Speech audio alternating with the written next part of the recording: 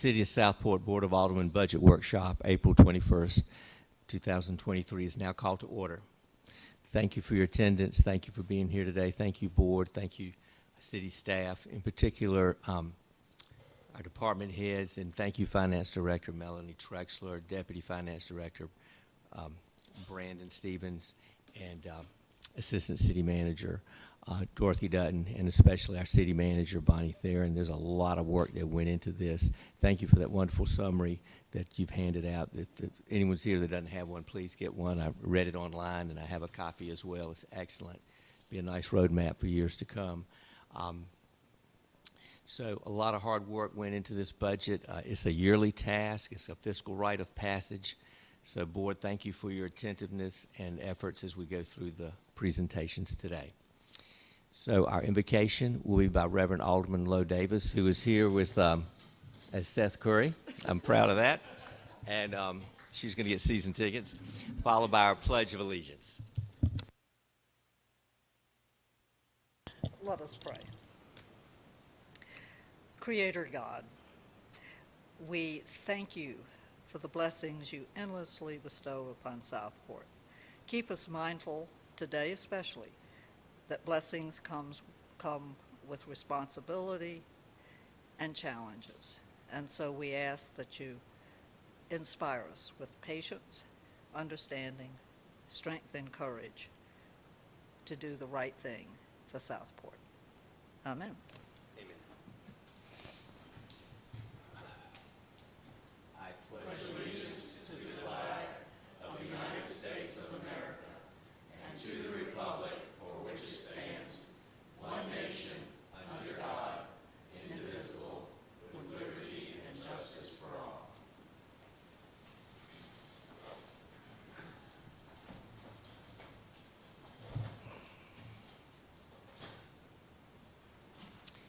Thank you, Reverend Davis, and we are mindful of the blessings, and we are inspired every day with the work that is being done for our city. So thank you for that invocation. Item D is the approval of the agenda, and you see the agenda today is on our budget. I'll entertain a motion. Thank you, Alderman Allen. Is there a second? Second by Mr. Lombardi. Any discussion? All in favor? Okay, motion carried unanimously. Thank you.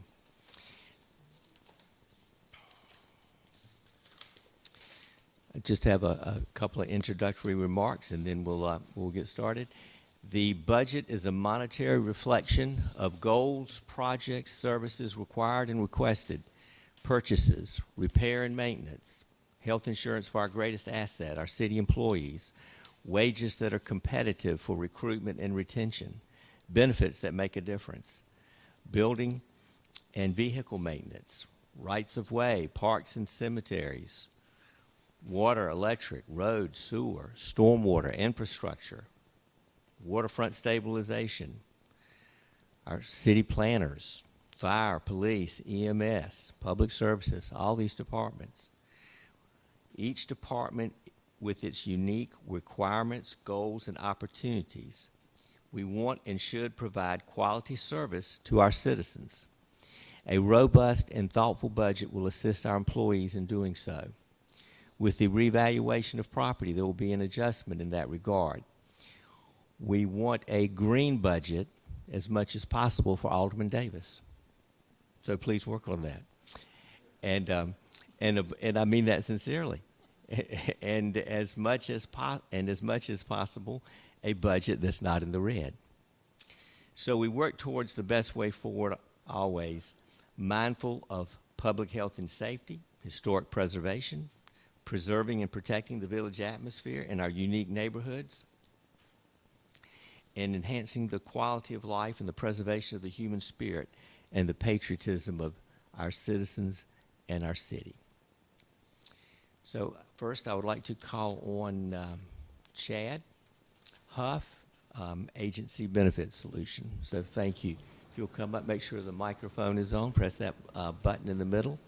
I asked Welcome. Chad to come to your meeting today because I knew that you had questions about benefits and how we compare with other communities. So, and I'm not even sure you've ever met Chad before, so I thought it'd be a good way for you to meet him. Yes, thank you, Bonnie. Well, good morning, everyone. My name's Chad Huff with Legacy Benefit Solutions, and Bonnie had asked me to come today to give you an update on just the state of the healthcare market, specifically around what the city of Southport offers their employees as far as employee benefits go. Certainly happy to answer any questions, but I also want to discuss kind of what the renewal looks like for the upcoming fiscal year, and then also we're going to discuss a little bit around benchmarking you against other local cities and municipalities in the area so you can understand kind of how you stack up to that. So I've had the pleasure of working with the city for about 4 years now, and my firm represents all the major health insurance companies in the state. So the city has been insured through the North Carolina League of Municipalities for several years, but every year my firm goes to market to analyze all the options available to make sure we have the best pricing and the best benefits available. So carriers that probably you know about that we represent are carriers like Blue Cross and Blue Shield of North Carolina, United Healthcare, Aetna, and Cigna. Those are the 4 commercial carriers in the area that have the networks here that if they were competitive, it would be a potential good solution for your employees. So each year we look at those options and compare them back to the league's plan. The fortunate thing about the city of Southport is the demographics of your group and the claims that your employees have is what makes up your rates. And fortunately, the claims here have been very favorable over the last few years, and your renewals have been some of the best I've seen throughout the state. So in 2021, I think you had a negative 2% renewal. Last year, you had a 0% renewal.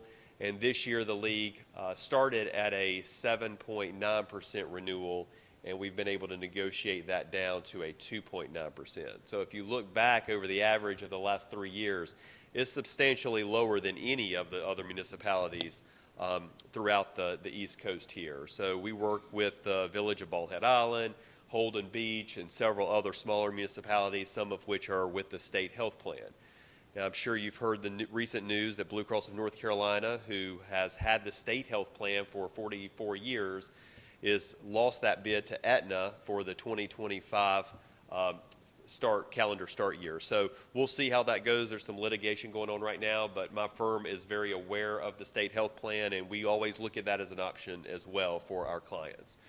But again, with the history here, it has never made sense to look at that as an option due to the rate. So I'm very pleased with what we have in place currently, but I wanted just to give you an update on kind of what that is currently looks like. I want to go through the benefit guide. I'm not going to go into detail because I've got a limited amount of time with you, but I thought from just a high level, you could understand what your employees are being offered. And then certainly if you have any questions on it, we can discuss that. But if you open up to the front page, I think that's going to be the most beneficial so we can just get a high-level overview of what the city employees are being offered as far as a benefit package.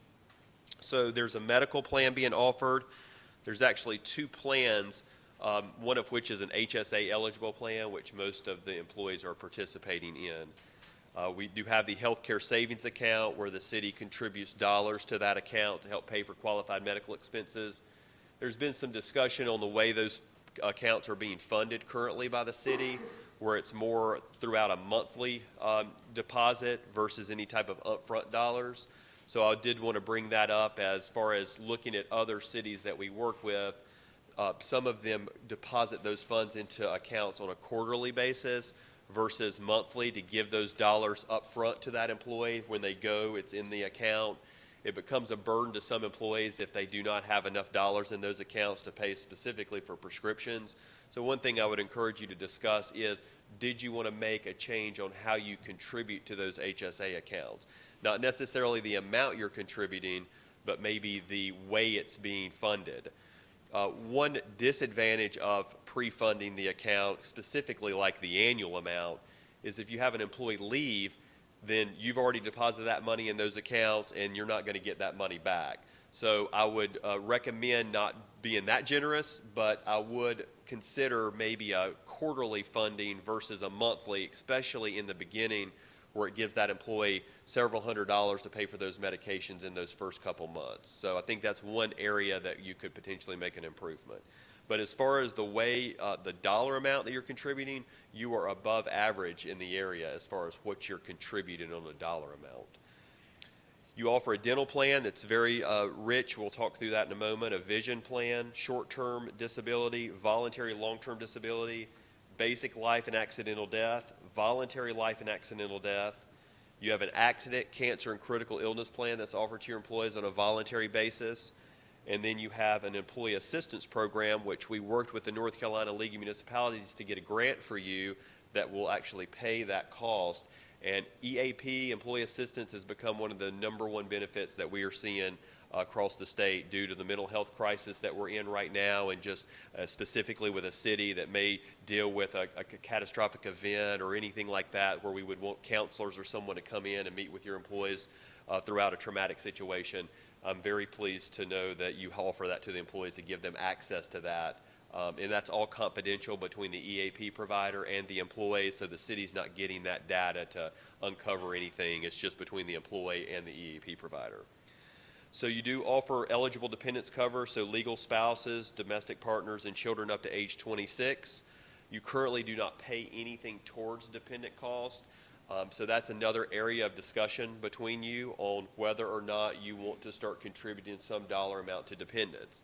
I would say in most cases, what's happened over the years, specifically the last 5 years, is cities and municipalities used to pay a portion towards dependents, and over time, due to healthcare costs, they started to pay less and less to be able to continue to pay the lion's share of the employee costs, which is certainly the most important area.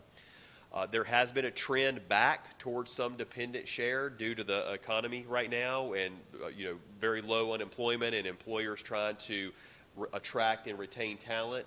We are seeing a push back for some type of dependent share. I will tell you, I think one thing to consider is maybe a stipend towards the dependents if you were going to do anything. For example, the Village of Ballhead Island, they give a $200 spouse stipend and $100 per child.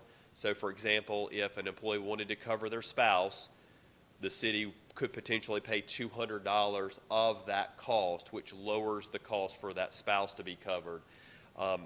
We do have some municipalities that are paying as much as 50% of the dependent cost, depending on what area they are in and the competitive environment in that area, to make sure they're able to attract the talent in that specific municipality. So, I would say if you did not contribute to dependents, it's not completely putting you at a disadvantage compared to your peers, but it comes down to, are you needing to attract and retain talent, and is the budget available to potentially pay a little towards that? So I think how you contribute to HSAs, and is there a dependent cost share that you would want to move forward with, are two important questions that you need to consider. The rest of this booklet goes into details on what the employee pays for the benefits, the carriers that you are with, and then the plan designs. I'm not going to go into detail with all that this morning. Your benefit plan is very competitive as far as the way it pays towards coverage, but it's there for you to look through. If you have any questions specifically, I'm happy to answer them. But on page 4 is exactly what it costs your employees to participate on a biweekly basis, which is per paycheck, into their benefit program for medical, dental, and vision. So before I move along and specifically talk about the renewal and what options are available to the city for the July 1st renewal date, are there any questions so far on the information I've provided? Yes, sir, I have two. One, I wasn't tracking the first part. When you say putting money in so that people don't have to pay for their prescriptions, are you talking about a brand-new employee or current employees? Well, it depends. Great question. So the way a healthcare savings account works, which is basically a bank account where you have a debit card tied to it, those funds are not available to employees until the dollar is actually in the bank account, which is unlike a flexible spending account where you kind of pre-fund those things. So for a current employee that's been here, if they've gone through all their HSA dollars and they have zero in there, and they start a new plan year which has a new deductible, then if there's no dollars in that account, then they're having to pay out of pocket and figure out how to get those dollars back in the account at some point throughout the year and reimburse themselves. I would say it's more important for a new employee that's maybe never had an HSA and not had time to build up the account. But I think there could be an argument for either employee that there's probably a need for some upfront dollar to get the account started. Yeah, I just never worked in a place that didn't have what you're suggesting. Didn't have, I never worked in a jurisdiction that didn't have already what you're suggesting. That's why it caught me by surprise. Yeah. What you were talking about. and I think that's why we're bringing it up. It is most cities that we work with, there is some dollar amount that's put up there up front. And again, I would recommend a quarterly deposit. So if that person left, you've not lost a whole year of an HSA account. So my next question has to do, I'll give you a second. Okay. My next question has to do, you gave us a bunch of options, but we don't know what the cost of those options are. How do we, during the next week or two when we're going through this, how do I'm we gonna figure out get what to those that. options are? Okay, I'm sorry. Yeah, I've got that to go over with you in just a Excellent. moment. Thank you. Yep. A quick question for Bonnie. How many of our, sorry, how many of our employees use an HSA? I don't know. Patty, do you know offhand? 56, 57, Oh, that's right, they're all on an HSA. yeah. Good, good for them. Okay. Okay. And we currently make a contribution to the HSA, right? How much is that? I'll just reiterate it because we got to have the mic. 96? 96.46 biweekly.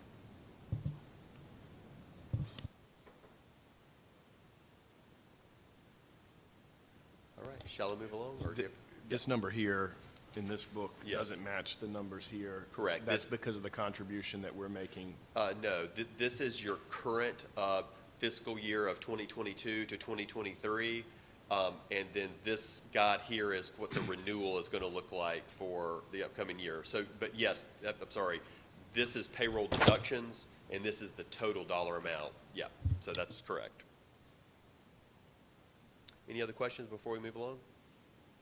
All right, so the next thing I'd like to discuss is the spreadsheets that we put together for you. So this is what we do each year when we compile a market review, where we're going out to all the insurance carriers and we're trying to determine, is there a better option for us to leave your current provider and go to a new provider?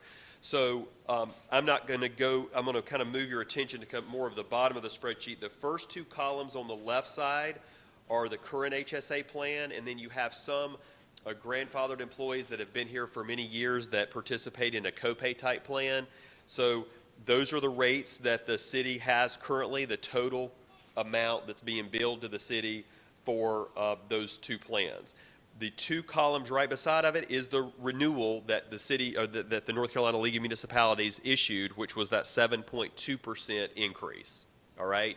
And we've been able to negotiate that down to the last two columns on the far right, which is currently at a 2.9% increase. So as I mentioned in the beginning, this is the first year in 3 years that there's been any increase. There's been a decrease at current, and then now a very small increase. Just to give you an idea, medical trend in our state right now is over 8%. So the cost of an MRI, CAT scan, all these different things that we all have done every year is averaging around 8% inflation, medical inflation per year. So to see your renewal at over less than half that, it is a very fair renewal. So what this means is most insurance companies are attracted to offering you a competitive bid. But I always make you aware that if you start moving around insurance companies, when an insurance company like the League has been so fair to you, that it could catch up with you over time. So I'm never a fan of trying to move to save a couple percentage points. If it's an offer we cannot say no to, then let's consider it. But if it's something close, then I think it makes sense for you to stay course so you have nominal increases over time versus these cities that have these huge up and down swings. We're dealing with some 30% plus increases right now, and that's hard to budget for without making plan changes. So your current option with the League is 2.9% over current. If we go to the next page and you go to the very far right of the spreadsheet, you're going to see Blue Cross Blue Shield of North Carolina's options. And this option actually has changed since I met with Bonnie and the HR team a couple weeks ago. Blue Cross sent us a last-minute offer end of last week to try to, in my opinion, buy your business. And I'll explain why I'm saying that at this point. And I'm a huge fan of Blue Cross of North Carolina. They do a great job, but I want to make you aware of some of the implications with this if we decided to move forward. The first thing you're going to see is it's negative 6% to current. I mean, it's not, 8.9% less than the league's renewal. But the reason why it's less is if you look at the bottom of the spreadsheet, they are offering you an $85,000 admin credit. So if you compare the rates that Blue Cross wants to bill you to what the league's renewal rates are, Blue Cross's rates are actually higher than the league's renewal rates. The reason why it generates a negative 6 is Blue Cross has these dollars that they put into a different coffer to buy new business. And it's called admin credits. And in this case, they've raised that admin credit to higher than what it was when I met with Bonnie and her team a couple weeks ago, to $85,000. Now, this is a one-year deal. You get that $85,000, and I'm already being asked from clients this year that took this offer last year, where's my other $85,000 this year? You're not going to get it again. It's basically a way to get you on board, and then now your rates are higher than what they would have been with the league. So, in the right situation, it's something to consider, but I do want to just make you aware that we're putting ourselves in a situation where now there's a higher starting point next year, and the Blue Cross renewals are not as favorable as the league. As you all know, the league is a pool of municipalities that work together to spread that risk between members. Blue Cross operates on how is it going in this area, and if it's not going well, you may get hit with a 30% increase next year, and we would have to figure out how to move from there, and I just don't think that's best in your employees' situation to jump around every year. But I'm not opposed to discussing it if you feel strongly that it would be something you would consider. Any questions on that? On the bottom left of the spreadsheet, it's very small. Cigna declined to quote. They could not offer a competitive price based on the renewal with the league, so they're not an option, even though their network works well in this area. United Healthcare and Aetna are pending proposals. Actually, I'm sorry, that was if you go over to the next page, we do have some of that information here for you now. That was a note from before. So Angle Health is 36% higher than current. We can obviously skip that. That's not an option. And we can go to United Healthcare, which is actually a negative 7. And that actually is a true negative 7 because it is the rates. There's no admin credits or anything like that. So those rates are actually less than the lease renewal. I will tell you, United Healthcare is a totally different type of insurance carrier than North Carolina League Municipality or a Blue Cross, for that example. They're more managed care. There's over 50 medications that they do not cover. Some of the number one written drugs in the United States over the last several years, like Nexium, which is now over the counter, but in a group your size, you've got 10 plus people probably taking it. United came out and said, we're just not going to cover that drug. So we need to talk through that. Yes, ma'am. They're more involved in your care from the standpoint of prior authorization, making you sure you're trying generic medications before the name brand drug. And man, that's not probably a good situation for most employees because they want their doctor to decide what they should take. And when an insurance company's coming in saying, you need to try this first, or you need to jump through these hoops before this procedure's covered, it just caused some confusion within the employee base. We have United Healthcare in a lot of municipalities. The network in this area is decent. United Healthcare had the Village insured for a couple years. So we can talk through it. It's the lowest cost option you have available. But if you were dealing with a 10+% increase from the league, and historically in the last few years you were seeing 10% increases, this would be something, in my opinion, that would be very worth discussing, but the current provider has been very fair to you, so I think you need to take those things into consideration. So, but it is an option to save the city money if you want to discuss it further. Any questions on that? Point out to the board that United Healthcare has significantly higher deductibles and out-of-pocket maximums for the employees. Yeah, the deductibles go up, the drug card copays would look different, and we would be working with your employees to try to source different meds and things like that in certain situations. And again, I'm not trying to discourage you in any way, I'm just trying to educate you on what the implications could be. We were very prepared to work through it, but the renewal is very fair as well, so it's just something to consider. My former employer, and gives us insurance afterwards, Yes. just went to United Healthcare, and all of those things you just talked about were events. Yes. There was a whole bunch of people that couldn't get their meds, and then they had to have this discussion with their doctors and back and forth. In the meantime, they couldn't get their meds. Exactly. So in the beginning, it's quite a dog and pony show. Exactly. Thank you for providing that, because that is exactly right. And we get through it, but it's what's happening here is this -7 is being passed back to the employee. The employee's paying that. The city saves the money, but the employee's actually got the burden now because the drugs aren't covered, and that's how they're able to do it for less. And it's hard to get employees to understand, especially young employees, is that if you increase the benefits for health, it's tax-free. Right. If I raise your salary, you're going to pay 30% on your salary. Right. So it's always a give and take, trying to make sure the employees understand how you market the position, that we give you better health benefits, which we may be $2 less on your salary, but Right. you're actually making out better that way. Exactly. A lot of municipalities, I know there's comp studies and all these things going along within the industry, but there's if you've not done what's called a total compensation statement at some point with your employees, that may be something to look into, which brings the total comp to the surface. So it shows their salary, but it shows what the retirement plan's worth, what the benefits are worth. And it's a great document that they can open up, and it really brings that total comp to the surface, which is 30% more in a lot of cases than their actual salary. And that will help retain talent as well. Yeah, we went to that, and Okay. that was shocking to everybody, and it was a great marketing tool that they used. Yeah. And when I was referring to young people, because young people are invincible, because Right. I was invincible when I was young. Yeah. That was my point. Exactly. Yeah. Yeah. So just take that into consideration. Right, the benefits make the difference. I know you see $17, $18 at these other places, but with city benefits. And if you look at the ER cost, it's, $500 for I think United, but it's $150 for the league policy. That's a huge difference also. And to Alderman Alt's point, in the 70s, General Motors and these companies were, instead of giving raises, they were giving health benefits.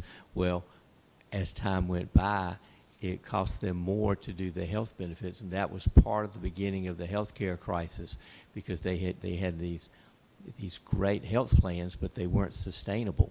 So that's when things got dialed back and Exactly. and that type thing. So that's kind of where we are with this managed care and that type thing. So you want a policy that there's nothing or as little as possible between you and your doctor in whatever plan.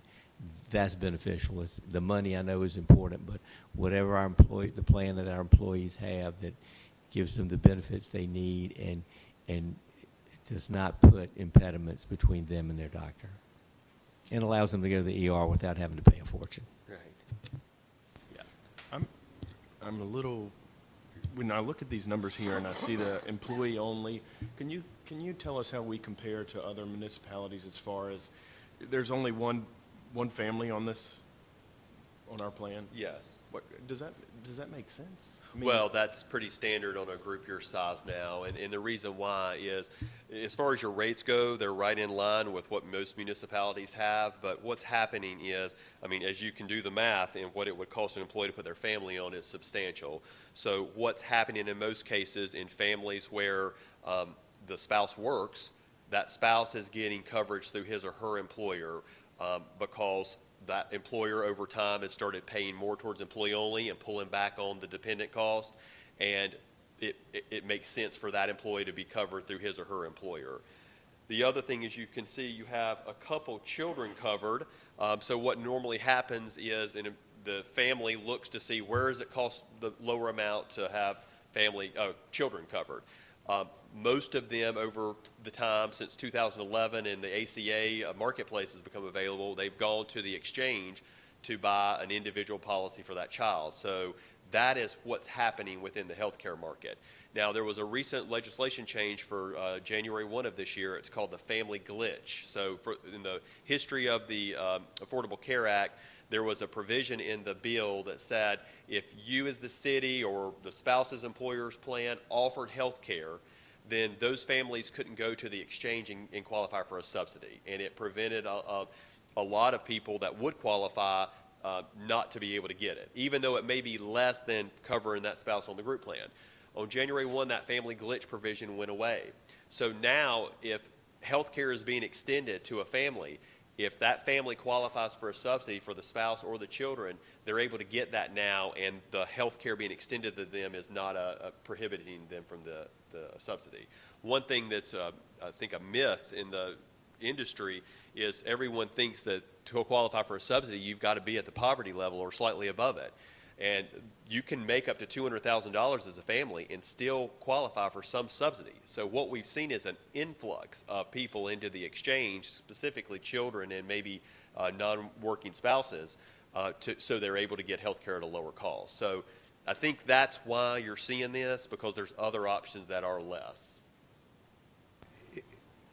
That would be, if I followed you correctly, the employees today could go to that other option? Our employees? Not employees. I mean, they could. I but mean for their families. the spouse or children, yes. So I guess the question is, how do we educate our people to understand That's that? part of our job, and I have a position within our firm that all this position does for us is work with employees and their families for individual coverage. So she's able to consult with those families, show them what it would be for the city's plan versus what the cost would be through the exchange, and determine if it would make sense for those children or spouse to be covered in a different way. And that's between that individual and your employees, not necessarily the city. And when you said the exchange, I can't remember the technical term. Is that Obamacare? Is that what we're talking about? Yes. Okay. That's pretty much catastrophic care, is it not? No. I mean, there's plans there on the exchange that have no deductible. I mean, it's the richest plan you can buy, but it's obviously more expensive to have that. So it's not just catastrophic coverage. Yeah. So I think back to what I was saying regarding, do you want to contribute some towards dependents? I think, a $200 stipend, for example, or a $100 stipend towards, I don't think you'll see a huge influx of spouses because there may still be other options that are less, but from a morale standpoint, from the ability to be able to communicate that the city is contributing some amount towards dependents, there could be some benefit in that.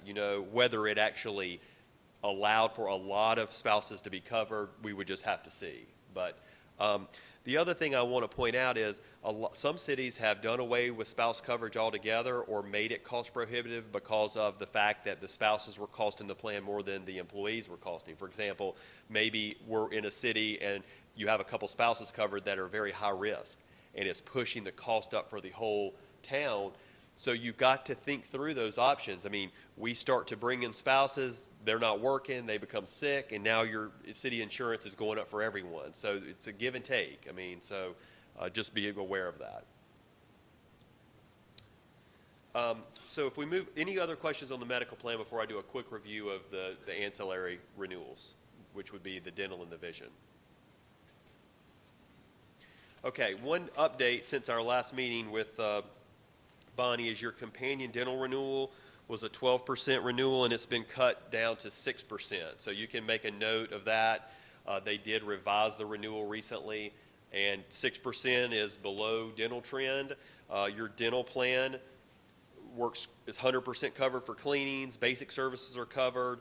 Has a $1,000 max. One neat thing about the companion plan is all the cleanings and basic services don't go towards your $1,000 max. So it really, when I look at your plan, it's like you have more like a $1,500 max because of those cleanings that everyone get every year don't count towards your $1,000.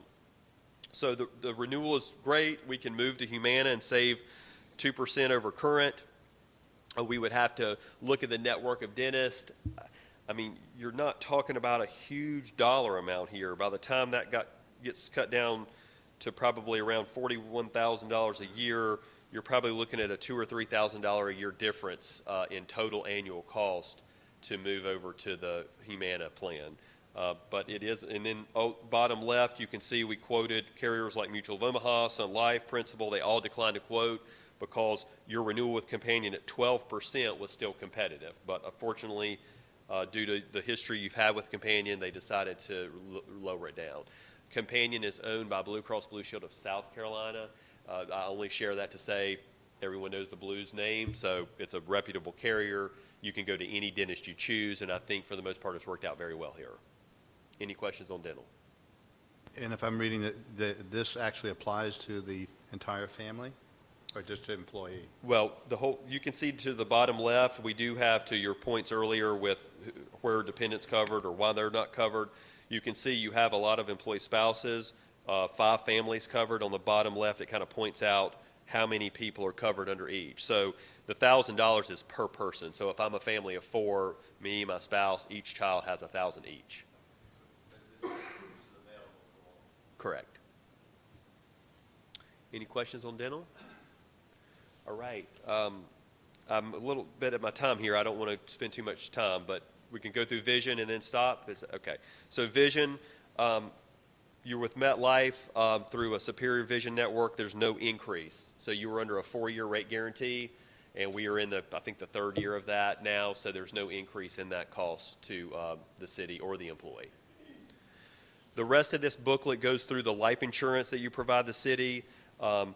There's some, options to save some dollars, but you're with the league for that at no increase. The voluntary life with Companion, there's no increase. And the short-term disability, there's no increase. And then the long-term disability, there's no increase. So again, we were able to lock in multi-year rate guarantees last year for a couple of these. So the goal here would be to stay course on some of those lines of coverage and really focus your attention on the medical plan, whether you should stay with the league, and specifically if you're staying with the league at that 2.9% increase, how do you maybe change how you're contributing to HSA accounts, and does it make sense to maybe put some type of stipend in place for dependents just from maybe a morale standpoint? I think those are the ultimate questions you have to decide. Are there any other questions for me while I'm here with you today? Good update on what you have available, you think? Answer your questions? Great, wonderful. That explained for the first time to me why I heard that in 2011, the world down in North Carolina changed, and I couldn't understand what they were talking about. Thank you. Sure, absolutely. All right, well, thank you all very much for your time and the opportunity to meet you in person. I know I've met several of you throughout the years, but it's great to put names with faces as well. So I'll be here for a few minutes afterwards, but if anything else comes up, I'll be working with Bonnie and the HR team to make sure your employees get educated, make sure they understand their benefits, and we have a successful open enrollment this spring for their new plans, which will start on July the 1st. All right, thank you all. Great, thank you. So the key is go to your doctor regularly, get those checkups, get those teeth cleaned, and you'll stay healthy, and you'll save the city money, and get that stipend for your spouse, and go to the exchange for your family as well. Such an ambassador for good health. Thank you. Next,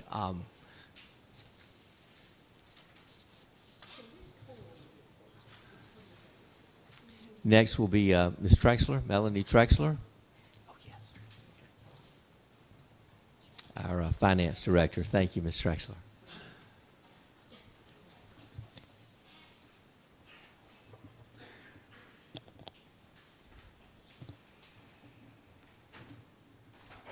Well, good morning. It's good to be here. It's a beautiful day. And what I really want to talk to you about this morning is this page, the fund balance page. I think you have a big sheet. It might be in the very back of your packet. I think you also have the smaller sheet that has the little yellow pages. Let me show it to you again. It's in the very back. Very back. This is the small page, and there is a black and white enlarged page also. Has everybody found it?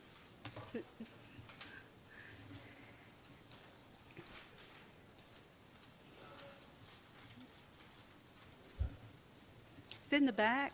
It's in the very back of your large pages, of your ledger pages. No? Oh, okay. Are there any extras that we can give them?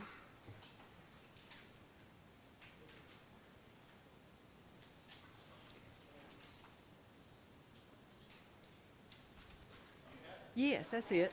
Yeah, it should be in there. Okay.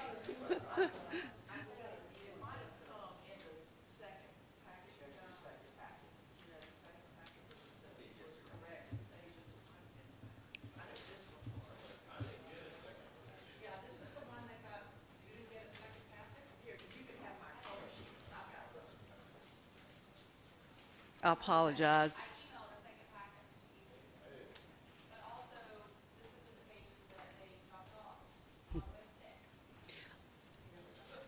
Okay. It could be it's probably my fault, Robert. I think I delivered it to your office.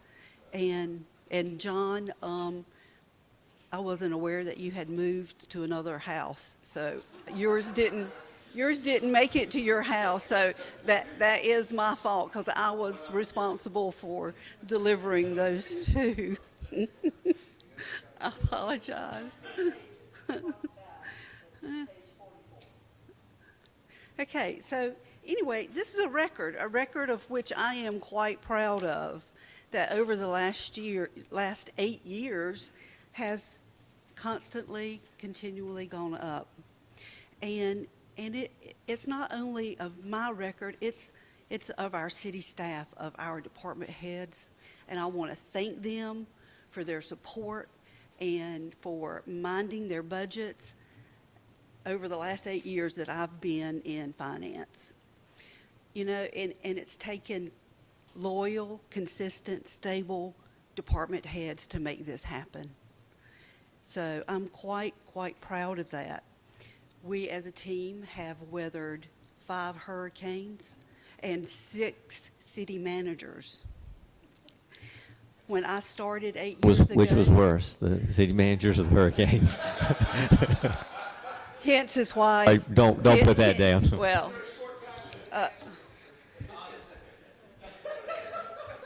okay, that's why I said it that way. So it is not easy changing city managers every 2.5 years on staff and department heads and not having that continuity, and that's the honest truth. So also when I started, there were 40 employees. We're now up to over 90 full-time employees, and plus all the volunteers that work in the city too. So I think the count is total up to 179 with our volunteer fire staff. So that's quite a large, significant. Our police department has doubled. Our fire department took on 10 full-time employees. They expanded their service area. Parks and Rec has expanded with a whole new park. You know, Public Works oversaw many projects over the years. Waterfront stabilization. You know, after one of the hurricanes, our Public Works secured that entire waterfront. They oversaw Howe Street sewer replacement. And so I feel like I'm leaving the city in a really good financial position to go forward and take on the additional new grants and loans to continue that work that needs to happen. So I'm quite proud of this fund balance. So if I can read my own numbers here, our projected, the auditor told you, you know, in his audit report at how well and what good financial condition the city is in at the moment. So at the end of our 22 audit year, we had a 61% of fund balance to expenditures. I'm projecting that will stay pretty close to 60% this year. And that is even using part of our current year surplus to maybe go toward a capital project, to increase our capital project fund by $1,450,000. That's quite a significant amount of money. Plus, this budget has $1 million of excess contingent money in it for you to decide what projects to spend it on. So it's a great thing today for y'all to make those decisions and to have that money. And going forward in this budget at a neutral tax rate.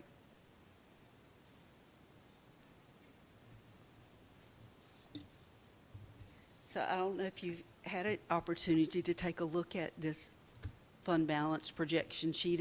It's been the sheet that I have presented annually for the last several years. I did, at the bottom, include the electric fund and the water and sewer fund, and they have also increased over the years, of course, due to the increase of rates also for our water and sewer fund. So, Could you help me with that part? Because I'm not skilled in reading this. On the electrical fund, how much money do we have that we could spend? there is a line in there that says unrestricted under the electric fund. That is the unrestricted fund balance money. So is that the eight? No, it's the number It's- above that. It's above it. So Right. for this year, we had 6,900,000. That was at the end of '22, June of '22. And you're projecting at the end of next year? Or is that, That would be at the end of '23. we'll have 4 million? Yes. And what happened to the 2.4 million? We have it encumbered with Brunswick Electric for underground. We encumbered like 1.6 million last year. We budgeted underground projects, Right. and we also budgeted for a electric substation. So we've encumbered that, we just haven't spent that yet. That's right. Okay. And so the same thing would be true for the water. We have 5 million going in for water sewer? That's right. Okay, thank you. Any other questions? That number jumped for sewer. If I'm reading this right, this is the prior year? Right. So we went from 2.8 million to 5.5. Okay, so we adjusted our rates last February, and so that I'm projecting a net surplus for '23 at $2.7 million. And that was to cover future debt. That was to get ready to cover our future debt.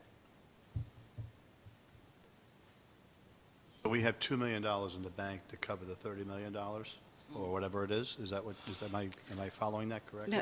No, I'm saying that our 2.7 is surplus money, Which, an estimated surplus money for '23. By the time June '23 rolls around, I think we'll have that kind of surplus money. It has So not we- been set aside or designated for anything other than the water and sewer fund balance. but if I'm tracking you correctly, we made the rates higher so that we'd have money to pay off future debt. So that, yes, so that we And could that meet that turned debt out obligation. In 1 year, turned out to be 2.7 million, or something like that? That's right. Okay. Thank you.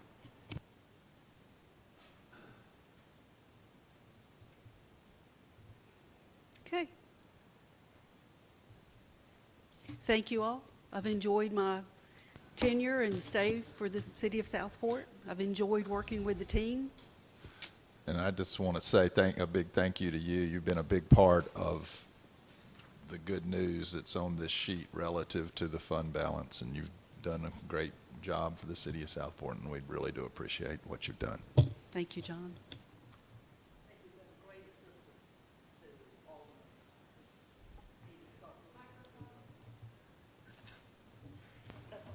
Thank you, Lou. Thank you, Melanie. Great report, and you have survived hurricanes, city managers, in difficult financial times. So thank you for all the hard work getting us through it. So thank you.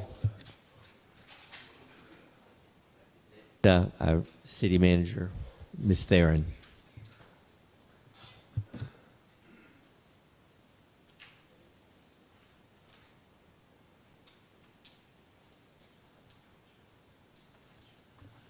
Good morning, everyone.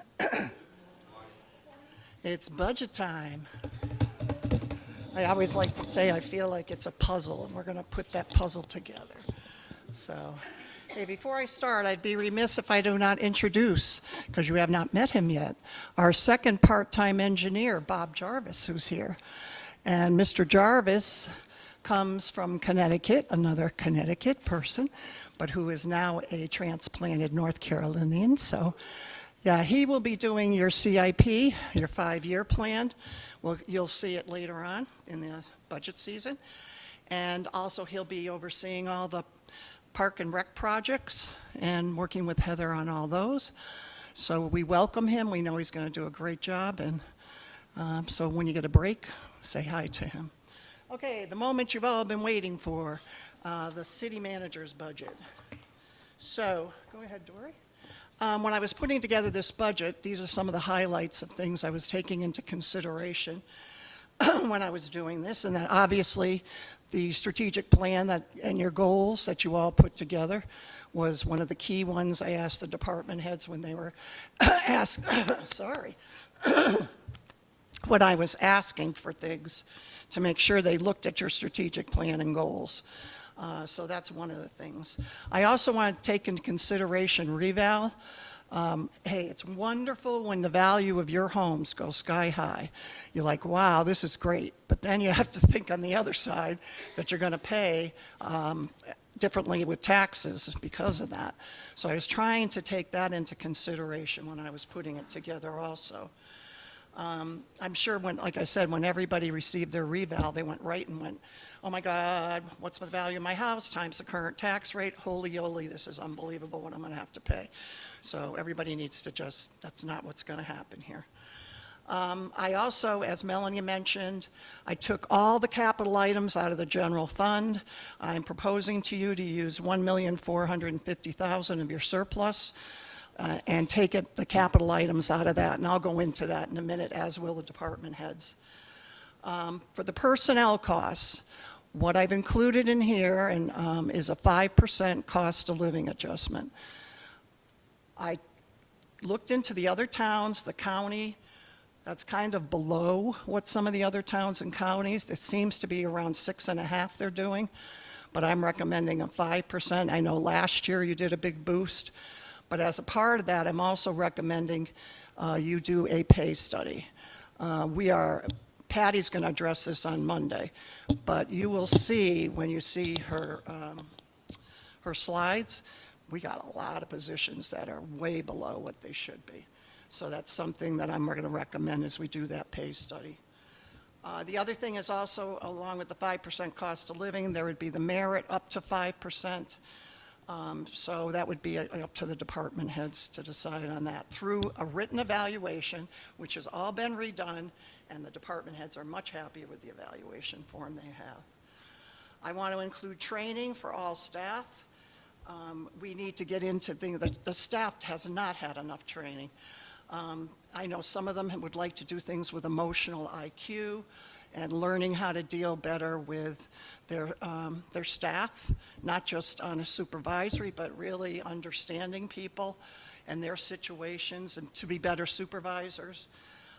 Creative financing, emergency preparedness, project management, how to write contracts. I mean, we just need so much training for all of our staff. So that's in the budget also. I wanted to make sure we maintained our fixed costs, so I have adequate fixed costs in there without going too crazy. I'm also kept in mind future mandates, the lead pipe, the federal mandate that's coming down on that, so that we can start going through those. Now, new positions. New positions are not in the budget. I've always done it this way. I take them out, and I prioritize them. Those are my recommendations. And I'll go into that in a minute, and then you decide if you're going to put any in there or not. That's up to you. But right now, they are not in the budget.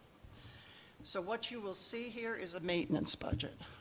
Ms. Dory, could you, thank you. So the current tax rate is .3956 per $100 of assessed. I am proposing a tax rate of .2847. So for the average home valued at $413,000, the taxes would be $1,176. Fund balances, Melanie has kind of talked to you about that already. The capital list.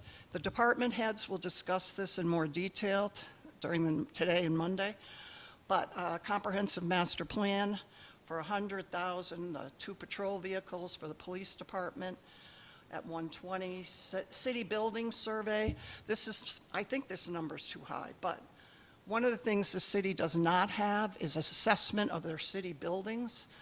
So they have no idea when the roofs are going to go, when the HVAC systems are going to go. They have none of that.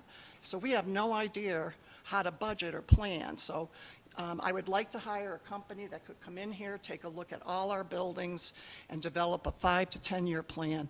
That's going to make our lives so much easier with budgeting and not have emergencies like, oh my God, the HVAC, we didn't know that was going to go in a year. Well, we should. So we really need to do that. Public Services is asking for a dump truck. Stormwater, we all know the situation Southport has. We have got to do more with stormwater, so that's $250. Water meters are in such a supply situation right now. We can't get them. I think Tom, when I first got here, Tom Stanley ordered some, and they're not due here until July. So that's a problem. So we want to try to buy them ahead of time and stock up on these. Tom Stanley will be talking about the SCADA system that he would like to get. And the lift station generator for $110,000. And then Heather really feels that it's very important for the city pier to have cross bracing on that. And we have a quote of that of $87,000. The other thing that I know has been brought up that's not in the capital list, but you're going to find under administration, is the digitizing of our records. We got more paper everywhere in this city, and we have got to start digitizing them. It actually would help us get more room in City Hall, too. And we have storage containers where we shouldn't with city business, so that's in there, too. Very quickly, and again, the department heads are going to discuss these. These are my priority lists. They are not in the budget. Information technology, we really have got to have a full-time person. You know, Eileen's been great. She's been here, 21 years or I don't know, something like that. But we have got to have somebody on staff who's going to help us with technology. I think, as I've told many of you, we have 6, 7 softwares. Nobody talks to each other. It's crazy. We've got to have somebody who can guide us and get us onto software systems that can interact. For example, finance, we should only have one system. There's systems out there that do everything. And right now we have, Brandon, 3? It's like crazy. So an IT person would go in so far in helping us to do all of that. An additional building inspector and permit technician, you'll see asterisks next to that. That's because by state law, the revenues that come in for the building department must be used for the building department, and we have not been doing that. So we could get dinged on that. And certainly, there is the need for another building inspector and a permit technician. Fire department, this is going to be paid out of the fire fund, not general fund, but the chief is asking for a fire inspector, ISO officer. Recreation assistant, I think there's a lot of programs. Heather is everywhere. She needs to have some assistance, and this is a part of the master plan that you adopted. So I would highly recommend that we do try to do that. 2 full-time paramedics, the chief will talk about that, but right now the county has some paramedics, but they are so busy, and we do a lot of responding for the county, and we don't have paramedics. So I agree with them. I think it's something that we really should have on staff. And that would be additional revenues that we would get in because of insurance claims. So there would be some cost coverage there. I'm sure Physical Services will be talking to you this morning about 2 laborers and a promotion for one of the staff into a supervisor position to assist them with water sewer. Community building, Randy will talk later today about going from part-time to full-time for the community building administrator, and that should be covered by a lot by the revenues. Now, I know in the master plan, and I'm sure you've heard this, is Heather was looking for 2 people to go from public services under Tom to go over to her. I don't know how many times, I've seen it done both ways, so it really depends on which way you want to go. So right now, I'm just recommending 1 staff person, so at least Heather has somebody she can use right away, but will also be the liaison back to Tom's department to decide, what needs to be done in scheduling and all that. And then Travis is talking about an additional code enforcement officer, especially if you're going to start enforcing the right-of-way ordinance. And then 1 downtown historic district person. So those are all the requests from the department heads. I told them, even though I may not have agreed with you, you can still make your pitch. So they'll be talking to you about that. Now, the moment everybody has been waiting for, because I know everybody at home has got their calculators out. So I thought it would help if I explained a few examples. So if your house is currently valued at $250,000, you're paying $989 in taxes. Your new assessed value, based on a 44% average increase, your taxes would be $1,024.92. So it'd be an additional $35.92. Pardon? Oh, you couldn't hear me? The old assessed value, it was if you had a house that was valued at $450,000, the current taxes, $17.80, Your new assessed value would be $648,000. So your new taxes would be $1,844.86. And the difference would be $64.66. And lastly, if your old assessed value is $750,000, you're paying $2,967 in taxes. Your new assessed value is $1,080,000. Your new taxes are $3,074.76, so there's a difference of $107.76. This is the key point for all of you. For every $142,445 you add or delete, that's a penny. So that's kind of in the back of your head. If you have a set thought of what you want this tax rate to be, then you're either going to have to delete the 142,445 for each penny, or if you add, say, positions, that's going to be the variable for the tax rate. I hope that makes sense. And then, it's in the budget message, but it's every 142,445 equals a penny. So, Yes. Yes, John. Yep. So I hope that makes sense. So for the public, we need your input. We need it. The public hearing date will be determined possibly by the end of the day. You must email, voice your concerns, show up at that public hearing. If you, I say this all the time, but it never works. If you want a program or there's something specific you want, then what program do you want to have eliminated? Because if you add and you don't take away, all we're doing is raising taxes. And I don't think I've ever seen anybody who has done that for me. But just think about it. If you do come in and say, I really want X, then tell me where to take Y, because that's the way it works. So these are your tax dollars, and the only way the board's going to be able to make decisions is your public input. And then solutions for lower taxes, obviously decrease the level of services, lobbying the state legislators for local option taxes, which haven't gone over well, finding ways to increase the dollars raised from visitors, and this last one I should have put up there and I didn't. regionalization. And I've started meeting with the other city managers in our area. We duplicate, we purchase things, we should be doing it together, we could save money. So regionalize, regionalize, bless you, regionalize. And that's it. Just thank you, Melanie, Brandon, Dory, the department heads. Awesome job. They did a great job. And we had a lot of fun putting it together. So any way we can assist you through this process, we are here. Questions? Or let's just get to it. I have a question. The LGC recommended, used to be 30% was the bottom line for a coastal community to have for a fund balance. And I know that we think that's been updated. Do we have a percentage I for don't, but I that? can find out. I'll get it for you for Monday. Thank you. Yep. I think the police are next. Thank you.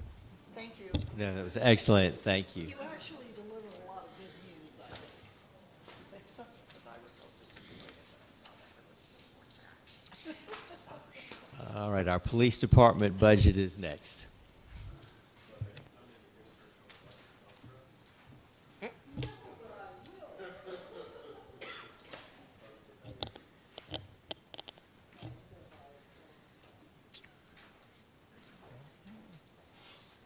All right. Welcome, Chief Corey. Well, good morning, Mayor and Board. Good morning, and appreciate you allowing me to take the podium this morning just to give you an overview on the police department and where we stand in our budget for this year. So just a brief overview, we're a full police department, full capable handling calls, full service. We are 16 sworn officers, 5 part-time and 1 civilian administrative specialist. Of course, we're 24/7. We're dispatched through our 911 center. We get asked that sometimes if we have a dispatcher in our office, which we do not. So all emergency calls and requests for service go through our Brunswick County 911 center. We do have a specialist that is at the office from 8 to 5. So she handles administrative things, Miss Allison there. So again, we're proud to serve Southport. We're very honored. Our mission statement, I always like to go over this, is to safeguard the lives and property of those that we protect, the innocent from being victims of crime, while always protecting the people's constitutional rights. We do this through our core values, which are integrity, professionalism, and service. That's the heart of what we do. We have to have a roadmap and a guide. So some of the things that we do, without reading this word for word, again, I think a lot of you know the protective measures that we take in patrol and those kinds of things, but services we provide, foot patrols, bike patrols, safety patrols. We have an Operation We Care calling program where daily we call senior residents and citizens by themselves. We call and check and make sure that they're okay, and if they need anything, officers go out and check on them. And we do that daily. Miss Allison handles that on a daily basis. We check on them through the weekend as well. If they don't answer the phone, we call, we go by, and we have a contact list for those folks. It's been very helpful. We have found some that have had medical issues and have been able to get to them early and get them some help. Safe Sanctuaries is a program we started. That's where we network with all of our church community. We started that back before COVID, which kind of tabled some of those measures, but we go over a lot of safety aspects with them.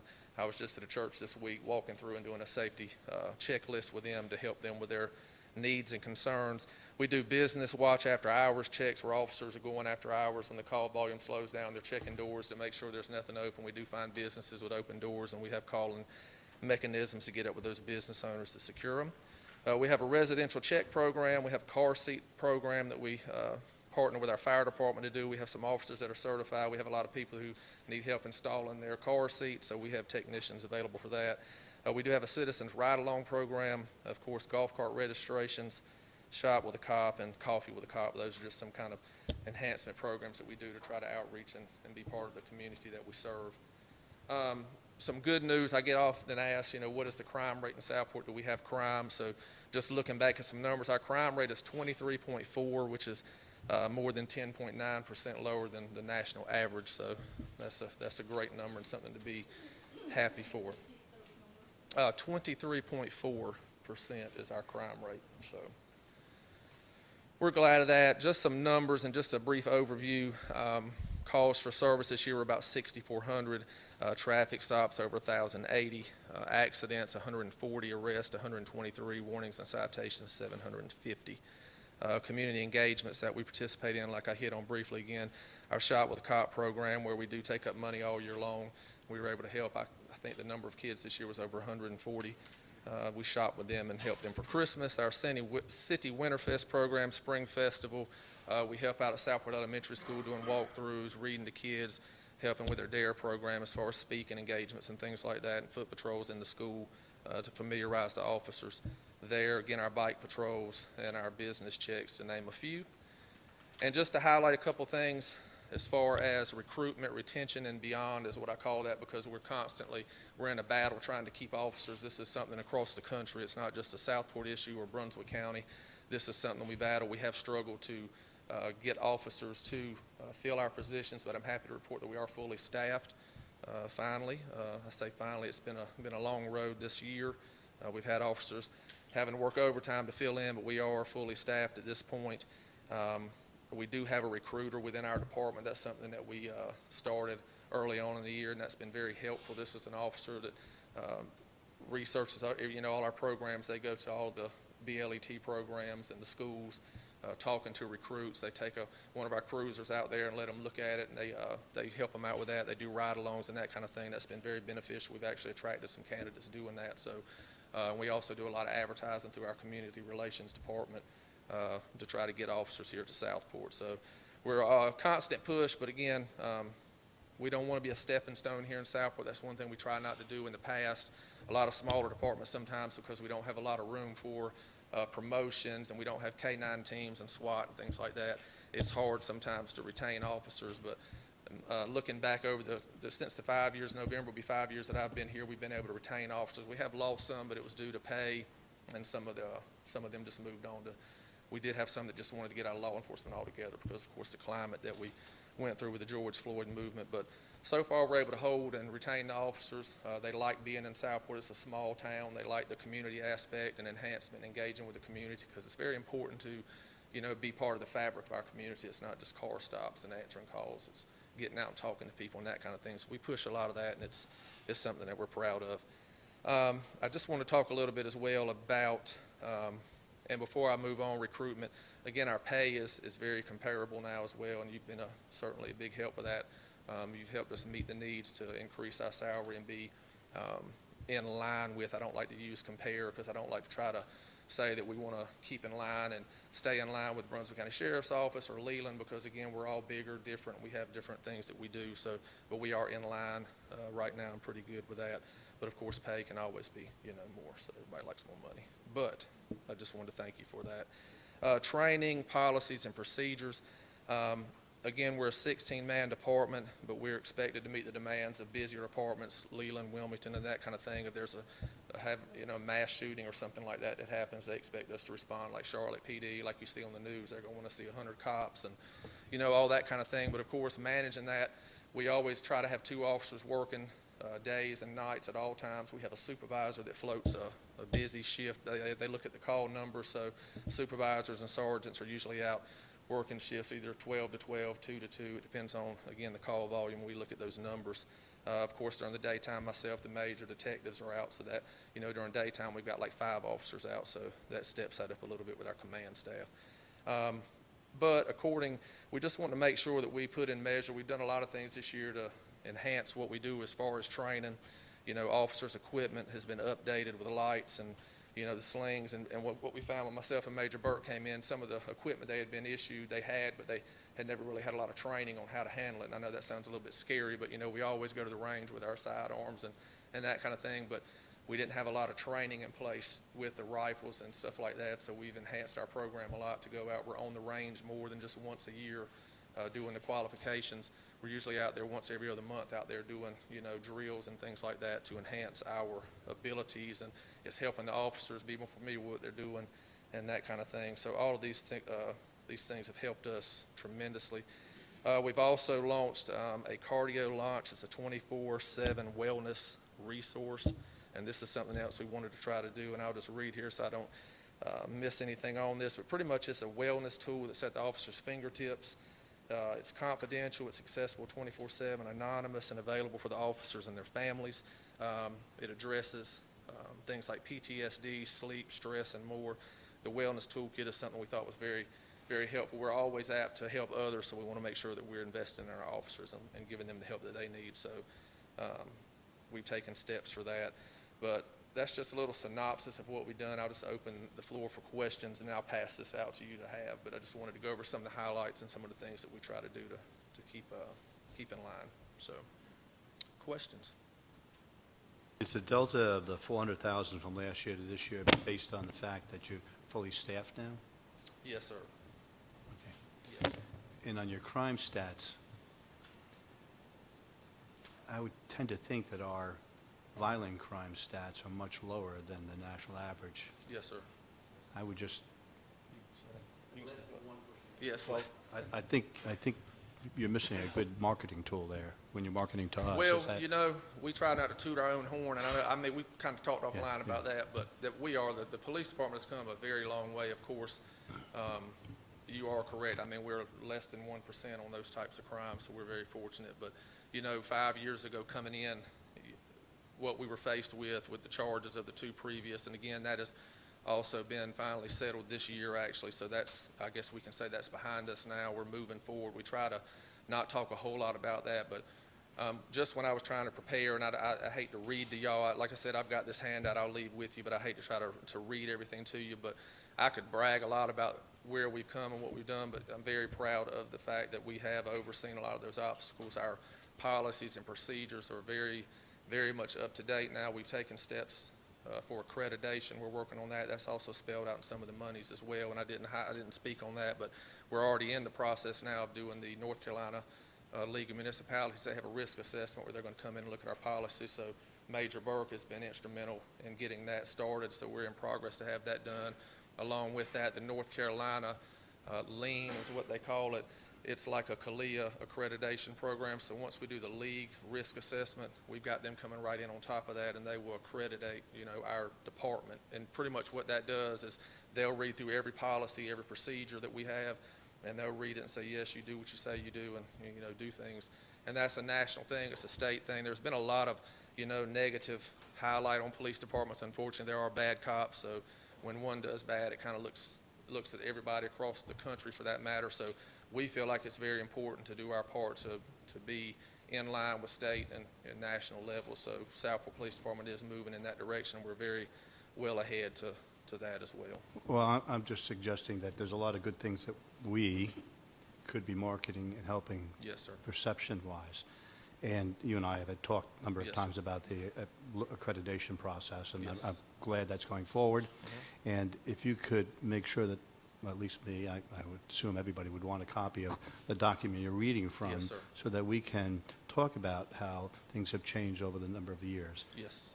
Because all they read years ago, 5 years ago, that we had no policies, no procedures, nobody could tell who got a manual amendment, they couldn't tell what anything was. Right. And that has progressed dramatically, and you too should be taking sir. credit for that, Yes, sir. and the department as well. So I'd like to be able to help you market that. Okay, that's great. And I will leave this with you when we get ready to head out. So The other thing too, I think the diversity of the force is amazing to me. You know, I've been in towns where there's no diversity at all. And this little department is so diverse, it's awesome. Can you just address one little quick thing? Because I know they're going to think about this after. You did a swap out with the vehicle supplies, so I just want to make sure. So if they look at, where is it?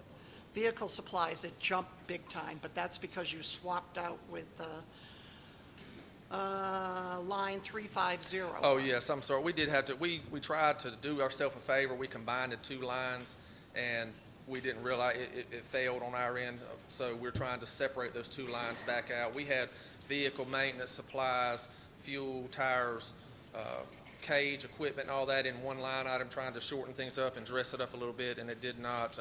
It didn't work as well because pretty much all of the other departments, they have a vehicle supply line, and they have a maintenance line, so we wanted to separate. The garage basically was, They were just going on, they're pulling out of that one, so it turned us upside down and put us in the red, so we had to separate that back out. So that's what she's talking about. So for the education of everybody, when you buy 2 new vehicles, and they're listed, I think, about $60,000 apiece. Right. Is that the cost of the vehicle, or is that the cost to get the vehicle on the road? Major Burke, I'll let him, he's my 'Cause comptroller, so he can answer. most these people don't numbers very understand just how expensive it. Yes. Yeah, Right. the vehicles are, I think, are about 45,000 apiece.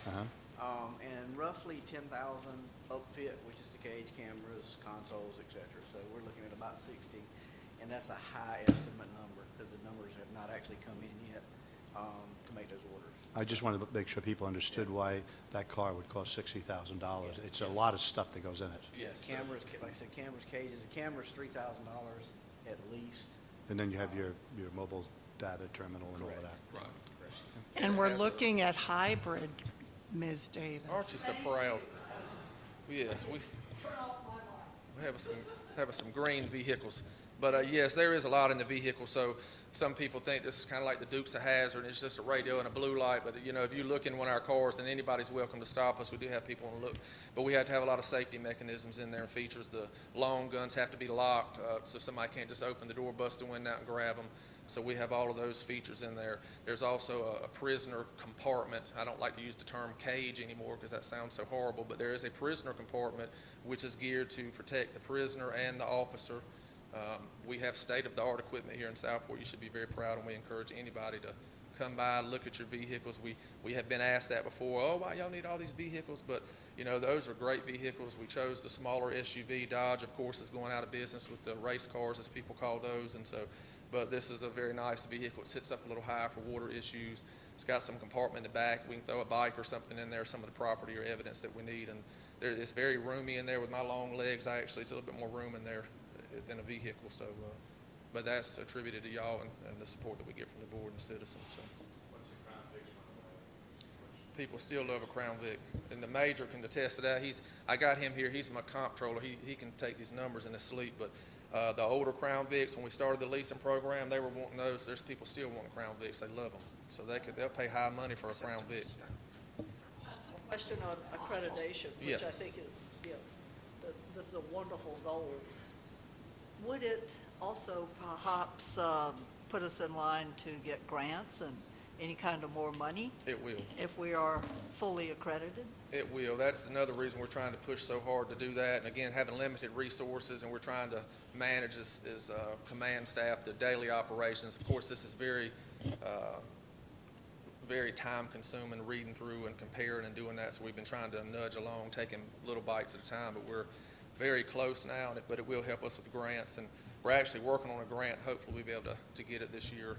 It costs about $200,000 to replace our body-worn camera and in-car camera system. We bought a new system coming in. That was something that the police department at the time, I think they only had 2 functioning cameras that worked. So we upfitted the whole force with in-car and body-worn cameras.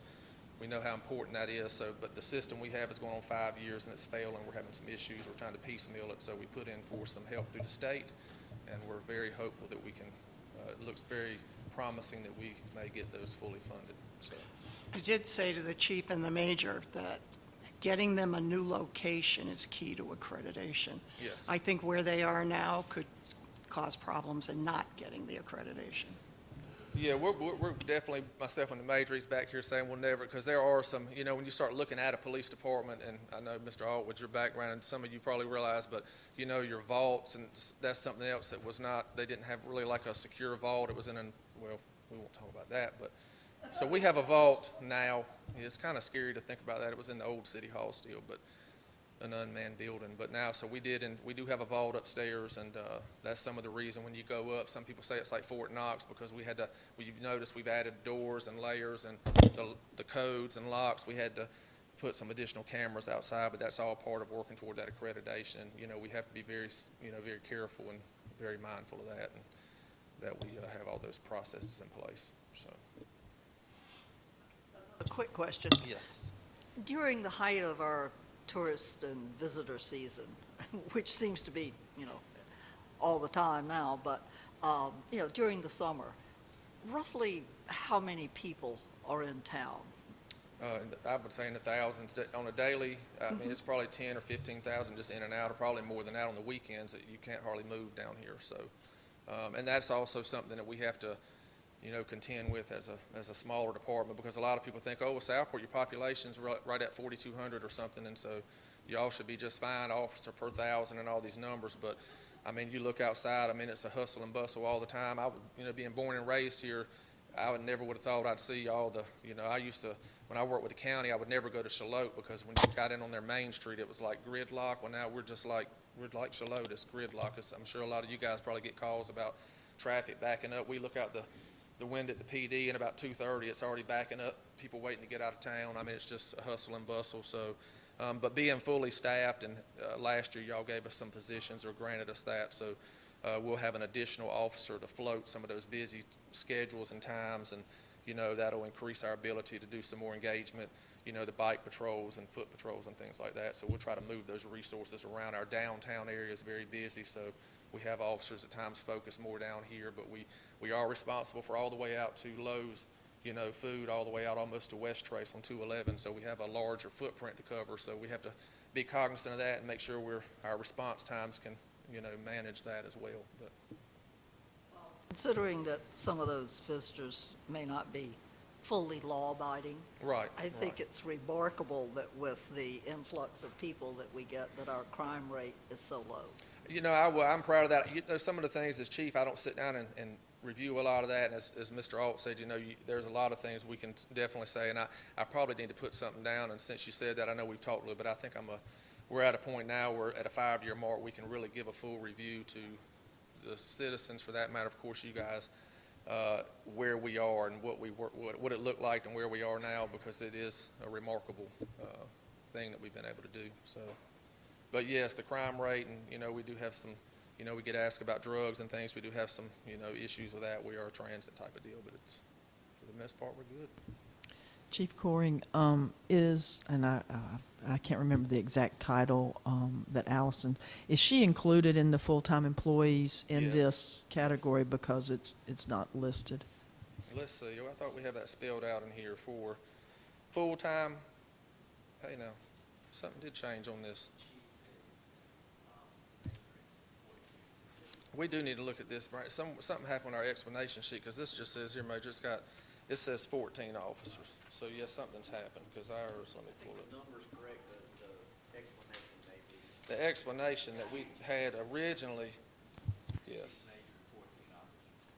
Just wanted to make sure she was fact. I think the numbers accounted for is just the Yes. explanation. Yeah, something happened on that. We noticed that this morning when it come out, but we'll address it. We have 13 officers? There's 16 total. Yes. We have 16 full-time sworn officers.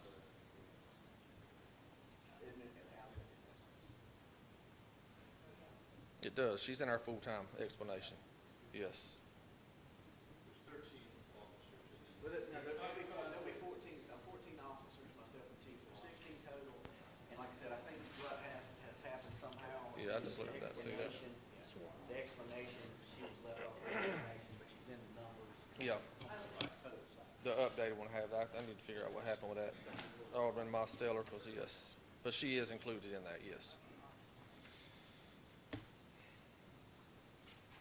We've talked about this before, we don't want a police state, but we want a police presence, and thank you for the community policing that y'all do, and our citizens recognize you and Major Burke, and that's half of it right there, to see a familiar face. It is. And- You'll see my state, I always like to leave, this is something I've always said for a long time. It says we don't need police officers who see themselves as warriors. We need police officers who see themselves as guardians and part of the community we serve. You can't police a community you're not part of, and that's kind of where I've kind of always stood. I think it's very important to be approachable and out of the cars. They hear me say it a lot, but I really do think that's part of what we do, being part of the fabric of the community, that we serve.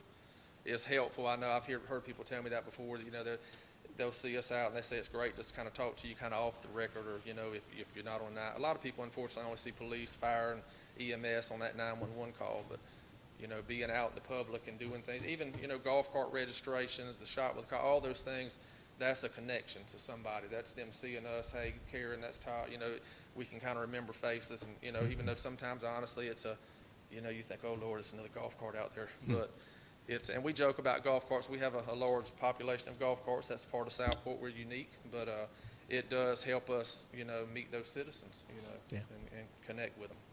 Sure. So, and the fact that, you're a hometown young man, Yes, being sir. our police chief is such a benefit. So thank you for that. And the other thing that we've talked about is that, and I want our citizens and the board to know, you've heard me say it before, the hospital ER staff and our police staff and fire are very similar, because when summer comes, the staffing has to increase, or sometimes we just use what was there. You've Right. done it many That's right. times. You Yes. you had to go, whether it was January or July, sometimes you had the same staff, and same at the hospital, and you worked through it. So Yes. I'm glad that we have a larger number now, and Yes, sir. just as we do at the hospital, because thousands and thousands of people come to Southport Yep.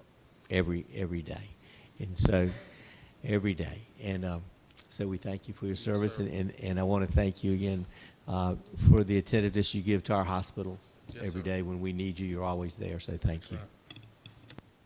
And I just wanted to speak to your question about the vehicles and the people.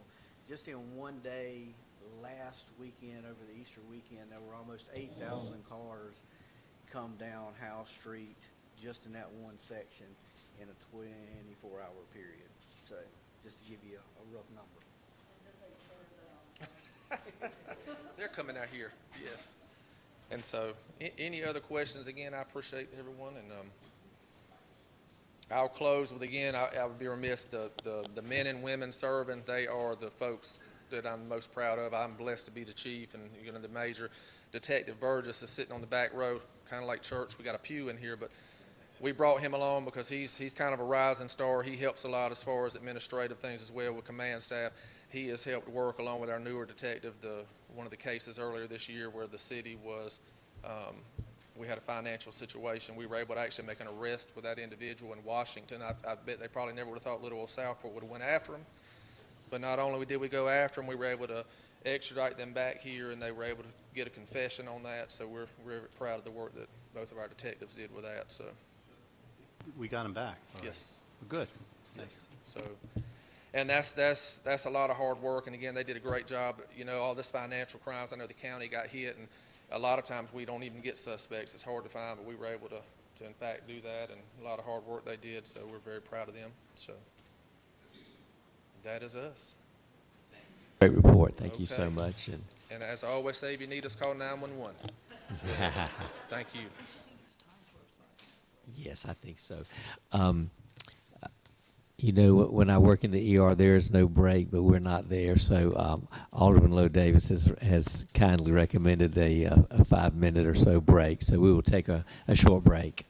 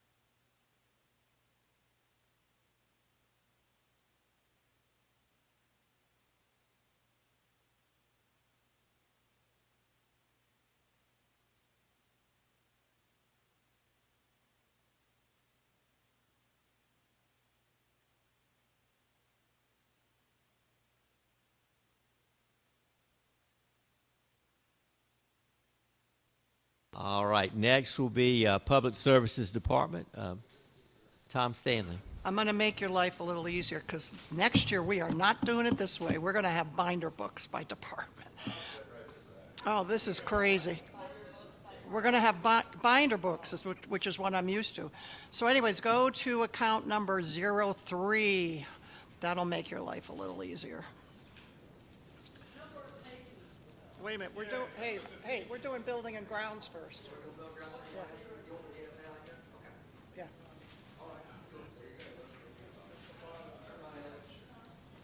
Preempted, Ellie, I'm sorry. Superintendent. So we're going, Because by the time we make all these changes, we'll have to print out. Building and Grounds. Here we go. Unless you got to leave, Ellie. Do you have to leave?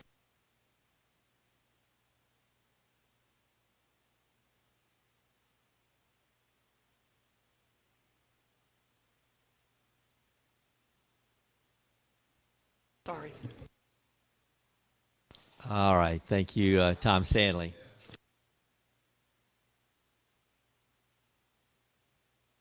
What I've asked the department heads to do is just, because you've been through this before, is just highlight increases or anything new or different or capital or new positions.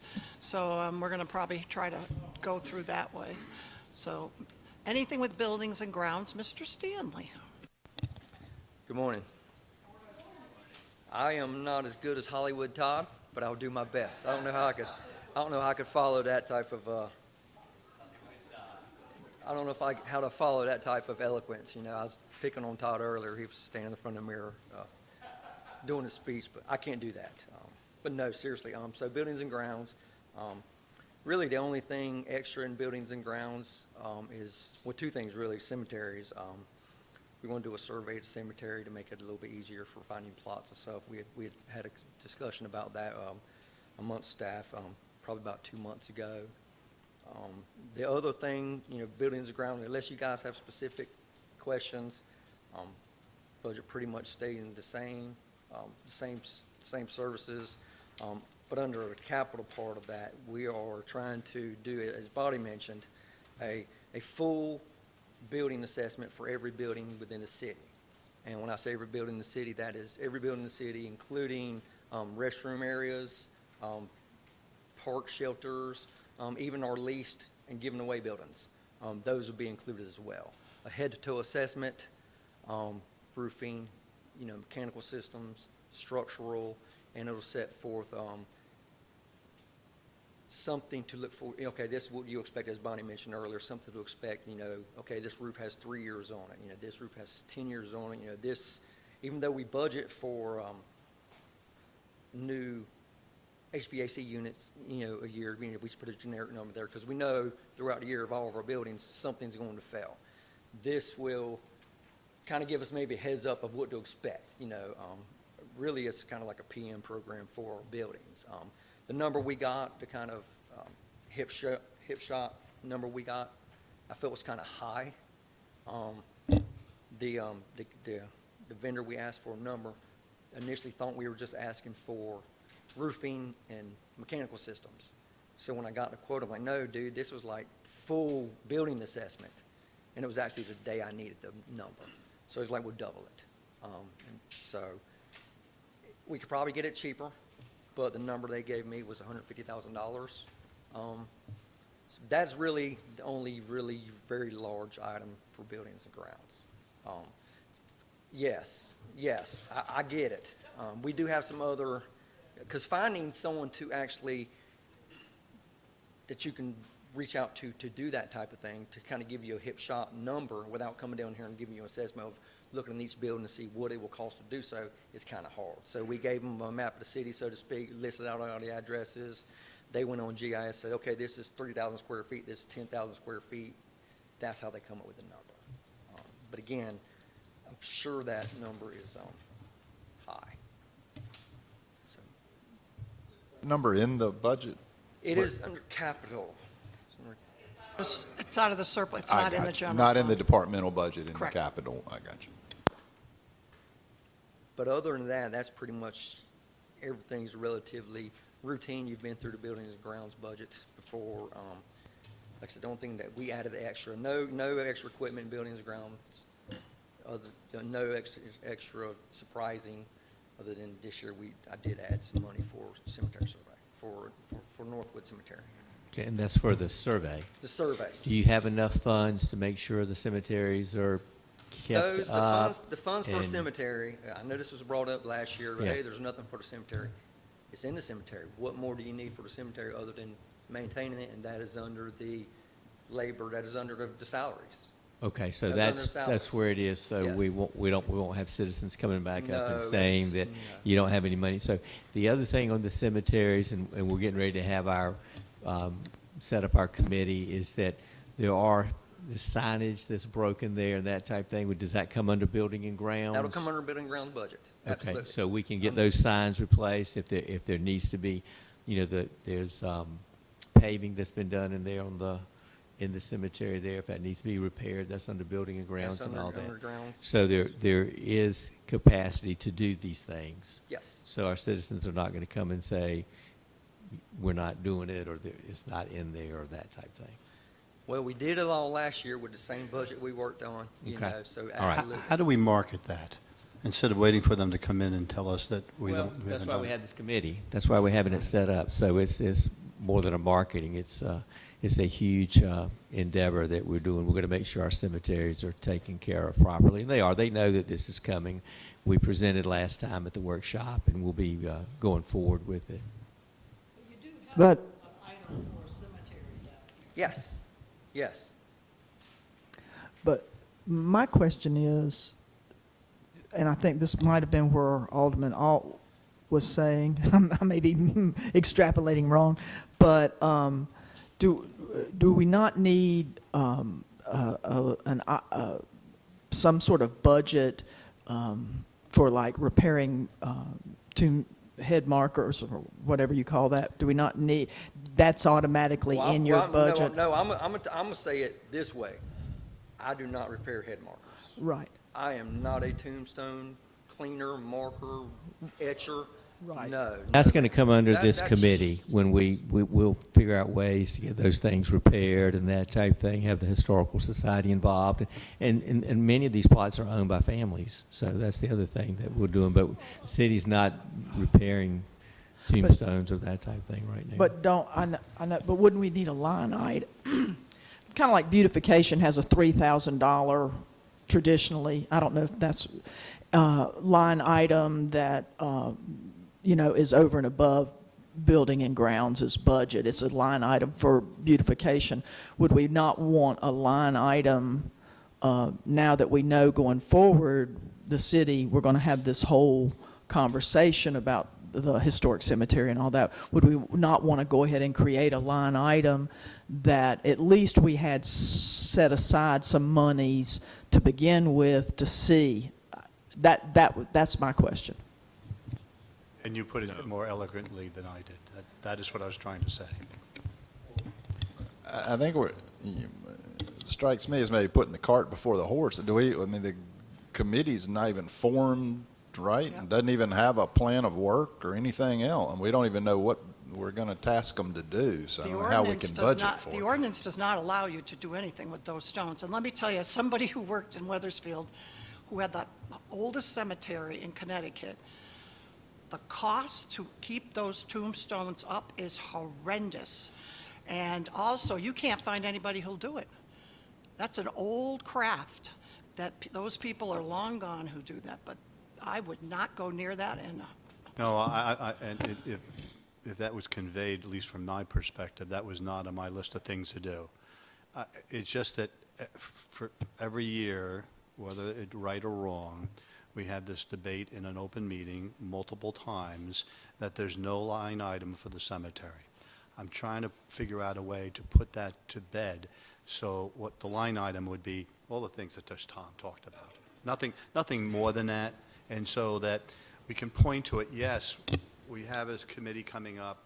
This is our first year line item, the committee will adjust it and come back and tell us what they want next year. But that, Yeah, I we're think already doing that, but I agree with Alderman Allen. You're putting the cart before the horse. all of you are just trying, I mean, give this committee a chance to get this going. My point was I wanted to make sure that the cemeteries are at least kept up as they have been. You've done a great job. I want to make sure that is, and that if it's not, and that it's in there, someone can say, well, it's not a line item. Well, there it is. There is a line item on there, and I see it, and there's 16,000, and they're doing the survey and that type thing, and there'll be, that's why we're doing the committee, and I think the citizens will be pleased. And our, as I said previously, you know, the old burial ground, let it age gracefully, but we want to upkeep it the best we can. The main thing, if this hurricane comes, that's what we're responsible for. These storms and that type of thing, keep them clean, keep them mowed, and we're doing it. And so, and we'll do the other things that are necessary to show respect to this sacred ground in our city. But give this committee time to do their job. I think Tom, I know one of you my- were looking to hire. Have you ever, how did that ever work out? Did you hire anybody? We have two full-time employees we hired, if that's what you're asking for. But as far as hiring somebody to maintain the cemetery, no, we have not hired anybody. We haven't budgeted, so to speak, for that. We sent out an RFP for someone to give us a cost of what they think it would cost to do so. Send us their proposals. We had our pre-bid meeting earlier this week, Monday, I think it was, and we had somebody show up. And now we're just waiting to see, what happens. Okay. And I think the RFP, I think the proposals are due on like May 3rd. And Karen, my answer to your question, these guys did it, again, more eloquently than I did. My answer to your question was going to be, how do I put a line item for something that doesn't exist? That was going to be, because it doesn't exist. Our maintenance is covered, with what we do yearly, but we don't know what's going on, so it's hard to budget for that. Yeah, I don't think we need a line item, because the next time, someone says we don't have a line item for Whittler's Bench, every time someone complains about something, we're going to create a line item. They're already doing the work. What I would suggest is that this committee come up with a structure about what's actually being completed. So when is it being mowed? When is, certain things being done? And then what are the responsibilities of the city of Southport? That's what I would like to see. What are the responsibilities of the city of Southport? Because right now, if we followed the ordinance, we are going way above what we should even be doing. So we're not even following our own ordinances. So that's what I think the committee's first item should be, is let's not worry about how we're going to clean a headstone or repair a fence or whatever. I'm just being silly, but what is the city responsible for? Because right now, we're responsible for everything. We're doing things we shouldn't be doing according to the ordinance. Gladly doing it, and it looks great, don't get me wrong, but we need to figure out what we are responsible for. That's what I think the first thing needs to be. If I may speak on behalf of the committee, which I don't know if everybody remembers, Karen and Tom and I, we look forward to having you join us in forming our plan. and Look at the perhaps time. Alderman Carroll. Perhaps you too. And I'd also, ordinance-wise and committee-wise, I would like, of course, I think I was on vacation when this committee came about, but no, seriously, I would also like for it to be specified, if we're to be doing work in John Smith Cemetery, which is private, let's either don't or make it to where we're supposed to, because if I was a citizen in Southport, maybe I shouldn't say this, but you know me, if I was a citizen in Southport, if John Smith Cemetery is private, why are you not cutting my private yard? We're doing work on private property. Why are we doing that? Should we be doing that? Now, obviously, we keep up with it, and I'm not saying there's a problem, but I think the ordinances need to be set forth and guidelines need to be followed by the city. This can be changed and rewritten, and that's what we plan to do. We'll make sure that there's a clear, discrete work list and things we want done in all our cemeteries, because we want them all to look good, and they've been looking good. And so we'll just continue to make sure it does. I know you've been doing more than the ordinance says. absolutely, because, yeah, I know. And it looks good that way, and we can make it so that there is the wording there that coincides with the work that you're doing, absolutely. So thank you for We're that. forgetting about the volunteers because a few years back, we raked, we cleaned, I repaired headstones, we cleaned headstones, all volunteer. Yeah, the volunteers think- will be in, absolutely, Yeah, the historical there's no society, question civic about that. They'll clubs, be active. yes. Beautification, there's someone from, you're on from beautification. Yeah. So you're on that committee, so the volunteers are on this committee, Yeah, because I that's mean, why you're on We it. really stopped going there for some reason or another. It was a lot of work, it's Yeah, just no, I too don't think much it was after that. a I think while. the city was doing it Yeah. and, raking, so we kind of stopped going, but there's no reason we can't get No. back on that. Right, well, if you look at the Historical Society's Whittler's Bench newsletter, they used to do it. But then I think, then you look at the list of people that. Yeah, they- we used to do it with them. Yeah, so, yeah. So it'll be a collaborative effort. About John Smith Cemetery, since I'm on the foundation board. Public Works has done things, but primarily in the right-of-way. You built the enclosure for the garbage bin. When we've had the ceremonies, you've brought over the bleachers and stuff. I'm trying to remember, I believe after Florence, you all helped carry away some of the big limbs and things. That's about it. And John Smith Cemetery Foundation is not looking for the city to step in. We do like to have help on the monthly cleanups, and we do things like clean tombstones and markers and stuff, and rake and rake and rake and rake and rake. This is one of the largest tracts of live oaks in the city. And beautification just painted the sign again, so. No, it looks great in the city, and we are glad to help, and I think all cemeteries are a priority. All cemeteries are a priority. Tom, Tom, I'd can like you- to change go the ahead. subject for just a That's what I moment. was just going to do. I was gonna, yeah. How's the street sweeper? No. Flo has it on her table, it's No, perfectly fine. in all seriousness, we talked last year about expanding our street sweeping capabilities, since we have this new sweeper that can sweep on curbless streets. Are we doing that? Not doing, we're doing our normal route. We're also doing the yacht basin, been doing that for a few weeks. And I certainly can. Here's my holdback on street sweeping.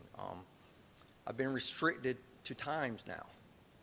That kind of defeats the purpose of street sweeping. You try and get a street sweeper out. I know it's allowed at times for going in front of someone's house for a few minutes while it's there, but the goal of the street sweeper is to get out before everybody else does.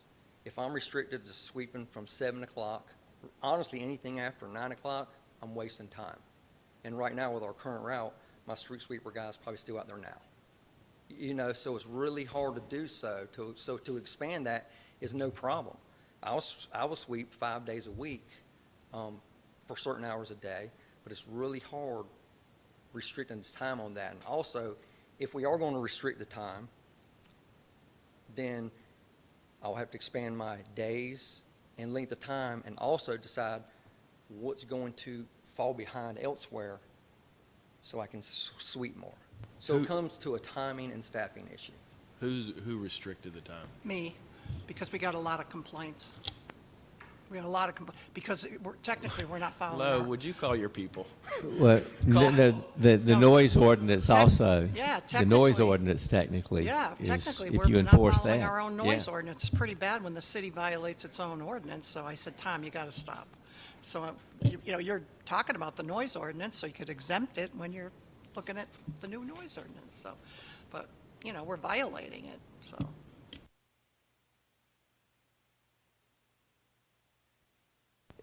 Yeah, but you just try to address the issue with swapping two of your guys over to Park and Rec. Because Oh, I want to yes, make sure yes. they hear both. Okay, the Parks and Rec switch,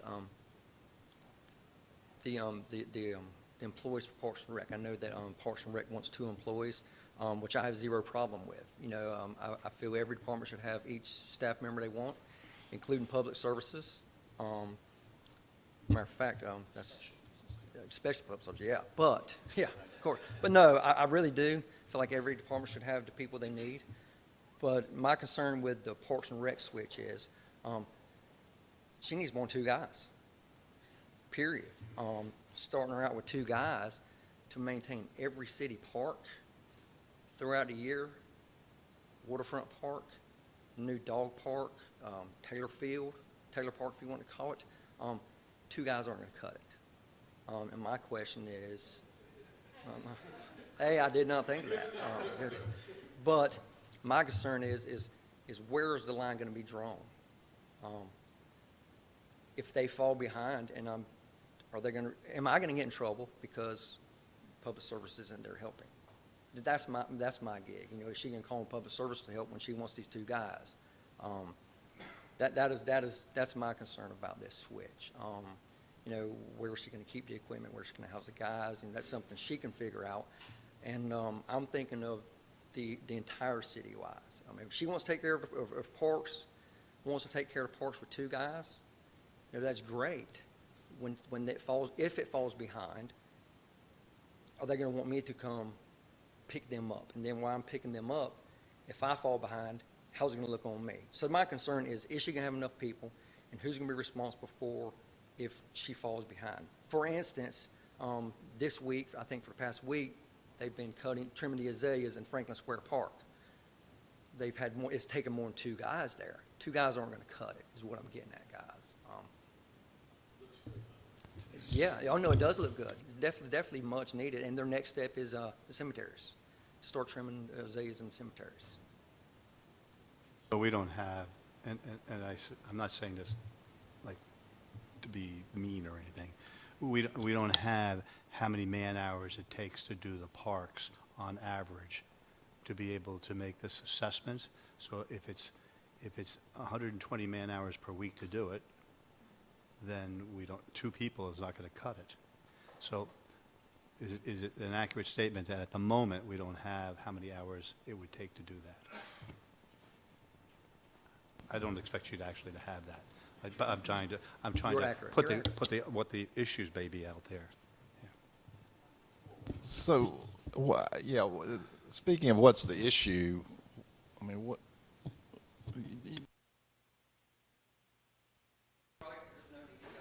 So what? I kind of wish Heather was here. Maybe we need to wait till she is here. But so she's requested people to do lawn maintenance stuff. Is the reason for that because she feels like the parks are not being adequately maintained? Yeah. And if what we're doing is transferring one person from Tom's department to Heather's department, that doesn't really, that's not going to solve the problem because that doesn't add any extra man hours to it. So I'm not clear on exactly what the problem is or what our solution is. Yeah, Heather will be here on Monday. The master plan that you adopted calls for 4 to 5 maintenance people for Heather. I mean, that was right in the plan. So she figured she'd start with 2. The problem, and I think from what she's told me, is that if she calls Tom and I need something done quickly, he may not be able to move quickly. Although he's very accommodating to everybody to try to shift things around. But occasionally she wants to have somebody where she could say, oh my God, go out there, do that tree, instead of having to go through Tom. So my thing is, instead of taking 2 away from him, if I do 1, then at least if she needs somebody immediately to do something, she's got it. But also that person could be the liaison over to Tom to say, you got to schedule this park, that park, this park, that park, this park. She'll be here, well, we hope she'll be here Monday, and she can explain, but that's the thought. But the master plan called for 4 or 5 just for her. So.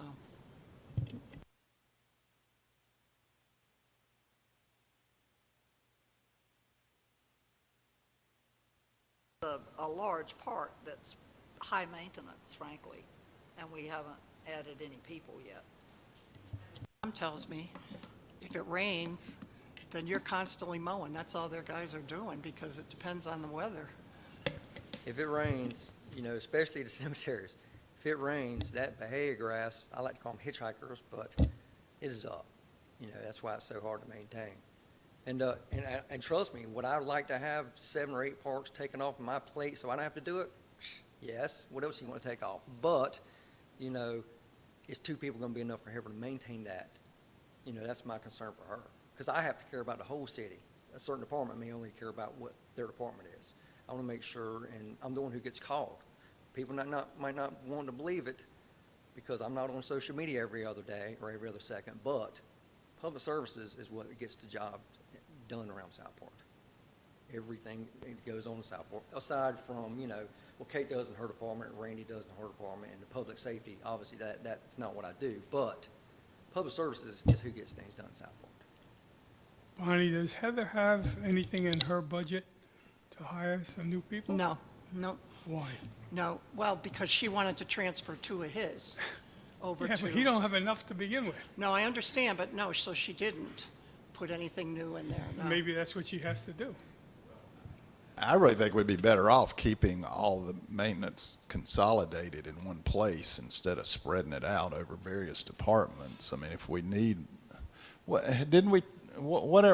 tried, was it last year we tried to hire 4 part-time people in the summer and never could? We did. And we tried. converted that to 2 full-time positions. Have And they they started this week. been filled? They filled this week, yes. So versus last summer, we have 2 more additional people? Yes.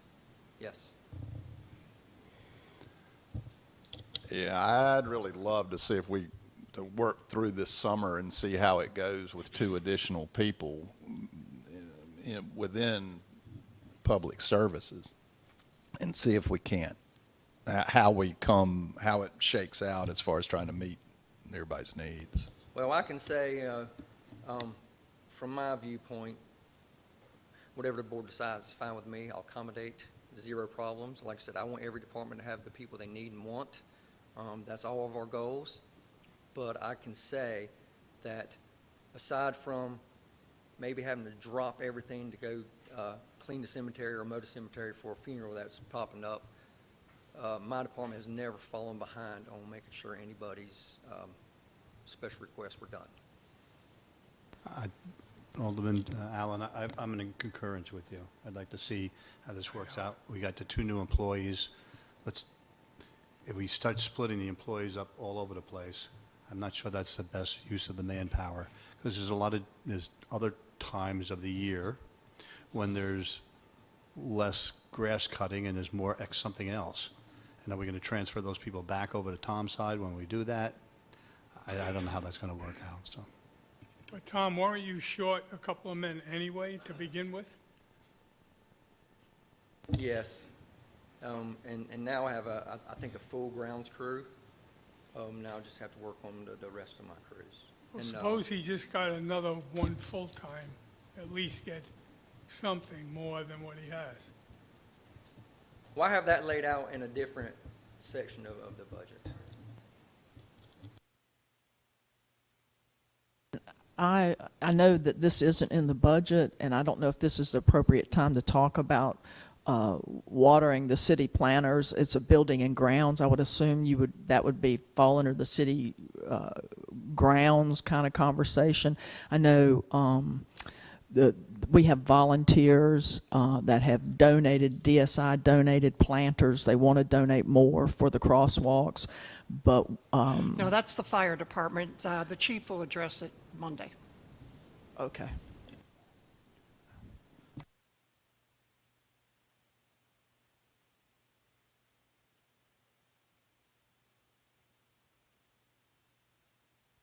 Street Committee waters the trees that we plant.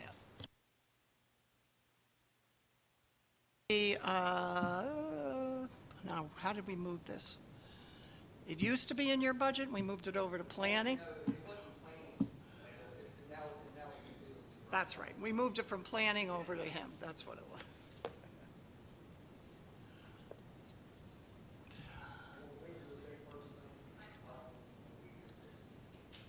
assist, got it. We assist in planting them.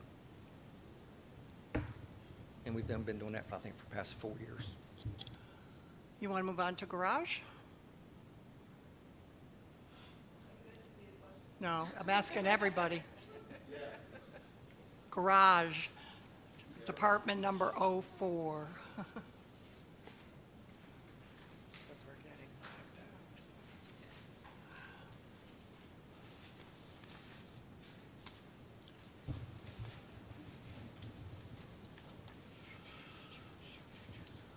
out. Another boring budget. I thought buildings and grounds was going to be boring, Bonnie.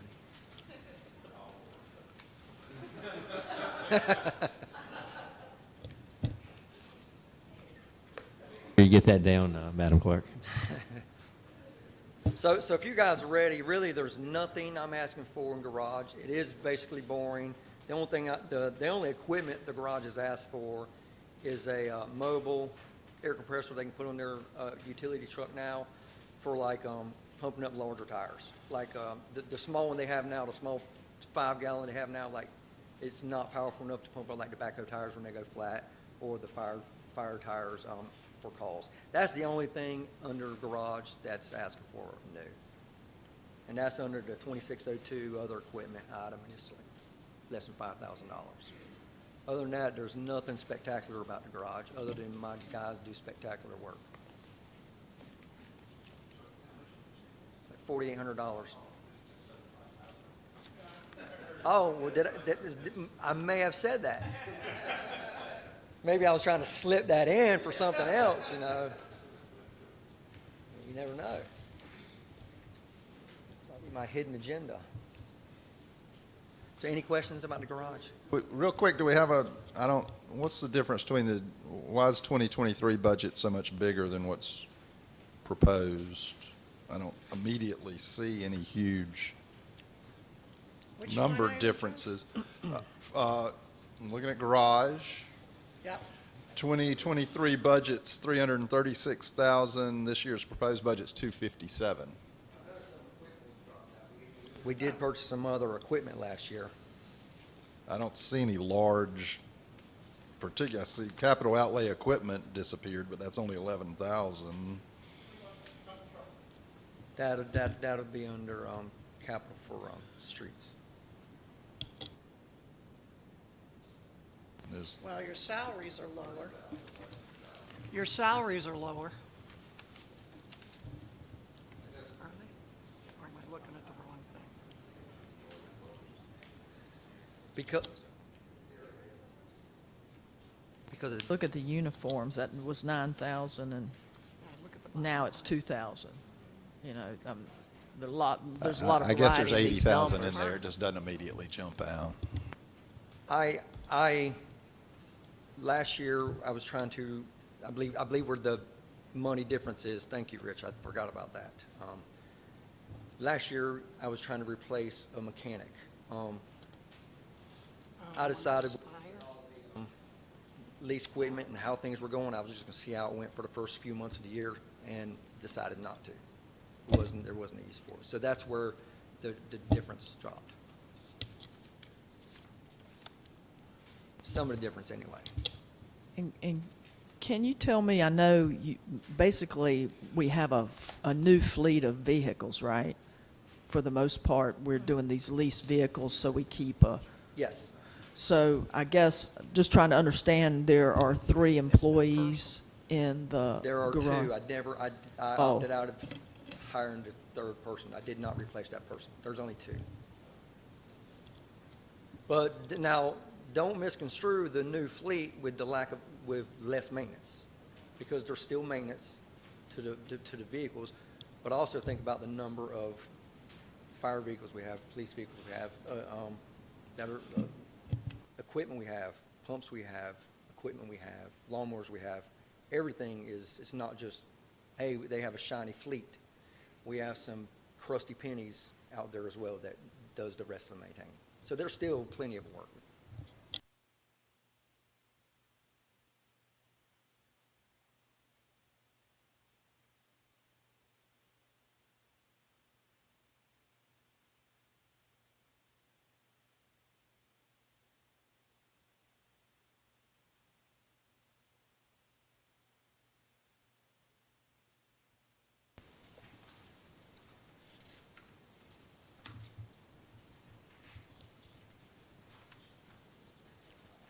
So the main, aside from going line item to line item, the main thing in streets, increase was from departmental supplies, additional costs from, departmental supplies, and Alderman Lombardi may like to hear this, is the difference of the potential for hot asphalt, no extra hot asphalt, which leads me to another conversation of, which is in the Capitol, some additional employees I would like to hire. First off, I'd like to say that on the strategic plan meeting, January 19th, 2023, that we had in here, under public services priorities, the number one item is paving. The number two item is more staff. So what we're proposing to do is add 2 employees, and they'll be combined between streets and water and sewer to start more of a preventative maintenance versus being proactive versus reactive. Right now, our department is reactive. We react on complaints, we react on work orders, we react to whatever happens, emergencies. So there's not the proper amount of employees to do the proactive type maintenance that Southport needs. And a good picture from Alderman Davis is this is what Southport's looking like. This is the Virgin Islands Public Service Department, by the way. So for the street side of this conversation, these 2 guys, you know, I know paving's a big thing in Southport. Everybody wants great roads, but it's no surprise that there's a lot of utility work in the plans in the making in Southport. There's going to be a lot of damaged streets, a lot of dug up streets, a lot of angry citizens, a lot of just trying to get through it. So there's, to Tom Lombardi's point, there's no point for the next few years in hiring a full-scale paving crew, dedicated paving crew, because of the amount of work that's going on in Southport. But there is call for a patch crew that will coincide with water and sewer, preventive maintenance type stuff. And what this patch crew will do as far as streets is right now we're doing like small potholes with cold patch asphalt. Cold patch asphalt works good. There's cold patch asphalt that's been out there for the 9 years I've been here. Still doing good, but with a dedicated preventative maintenance proactive crew with the assistance of our city engineer Tom Zilnick, who has done this, he feels like the city is in line to do a larger patch crew, say 10 by 20 foot patches of actually tear out, put out with hot asphalt, and make a permanent patch versus just fixing a pothole. There are definitely plenty of spots around Southport that need that may still be in the realm of the sewer work, but can still benefit by doing the hot patch asphalt. That's where the 2 employees will come into the street department side of that, as well as the storm drain side of it. They can do right now, we're spread thin. We pretty much react to, if catch basin stopped up, we'll go back it out, jet it out. One particular area is the Atlantic and Nash Street area. Every time it rains really hard, the guys are out there jetting it to get it. And they jet it, they get it going, water's moving. With a more proactive crew, they can stay on this and dedicate days a week for certain activities. That's the street side. With that, another capital item is a new dump truck for this. Not a big, huge dump truck, one the same size we have, just a single axle dump truck. The ones we have now, the one I'm trying to replace, I think it's a 1995 model. You guys should have the budget justification form. Is a 1995 model with, I'd almost like to say I'm joking, but I'm kind of not, with street signs welded to the bed, to keep stuff from falling through. It works for around town, but if we're wanting to start moving hot asphalt, we want something that's road worthy where we can go to the asphalt plant to get it. And We've had 28 good years of service with this dump truck. I would say I think it's justifiable to kind of replace that. Plus, you know, the rear springs are sagging, and we can't get them. You know, it's just kind of obsolete. So anytime you put a load in it, it's kind of, you know, it kind of scrubs. We do have one other dump truck that's a 2005 model that'll come in later years. But those are the only things streetwise that we're really asking for. If you guys have any questions about streets. And they were asked for, but they are not in the budget. Is that correct? Right. And what is the total cost for? 140,000. Two employees is what, about 80,000 or so? 100. So we're down $140,000 that you've requested that's not in around there. 130. I think the dump truck's like 130, 135. Well, I think 130 was the dump truck.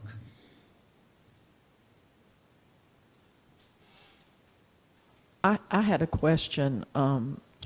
Under full employees, it says street department 11 full-time employees. All are split 40% street, 60% water, sewer. When I look at water and sewer, the budget for the full-time employees on streets is 110, and the one in water sewer is like 788. So I'm not sure what that is. The same with under part-time employees split in the engineers, it says 40-60. And then when I look at what's in the water sewer budget and what's in the streets budget, it's about 31.5% in the street budget versus, so I wasn't sure what all. Well, the comment I can make on that is I don't do the splitting for the salaries. So I can't comment on that. So for the splitting of the salaries, that's actually admin, finance, and then the streets are split a certain way. So admin and finance are split a third with electric and water as well. So the HR is also in there coming up, correct, and with the new fiscal year, with the new HR budget, that will also be split that way. So the water and electric fund will have multiple departments that are split accordingly, besides the 40 and 60 with streets and the new part-time engineers. Is there some governing body that tells you how you can do that? GFOA has some guidelines that we follow, but when you have enterprise funds, you typically do that all the time. I mean, you know, actually, there's other things I've seen in these budgets. I think we could do it too, but I'm still working on that. But yeah, they tend to tell you how much it is. But it's a guideline, that's all. So in this case, Southport does it, this percentage, I should say. I just want to make sure that if we have, in future audits and stuff like that, that we're not going to get caught short because there was a guideline and we didn't know about the guideline, that type of thing. Good, thank you. Yeah, Tom, I got one more question. Trying to be proactive, has any thought been given to, and I don't know if they ever did it in the city, crack filling? Because I know at River Mist, we have some very large cracks, and the water is just draining through the cracks and onto the pavement. This crack filling? Yeah, I saw that. Put them on the back of the new dump No, truck. I'm saying, has any thought ever been given to that? You or- had mentioned that, and I would actually, wouldn't mind just, you know, exploring that if you, I don't know if Tom has done it. We can certainly look into it. Yeah, I mean, it opens and closes during the seasons, but it's pretty large. Open and closed during the season. Yeah.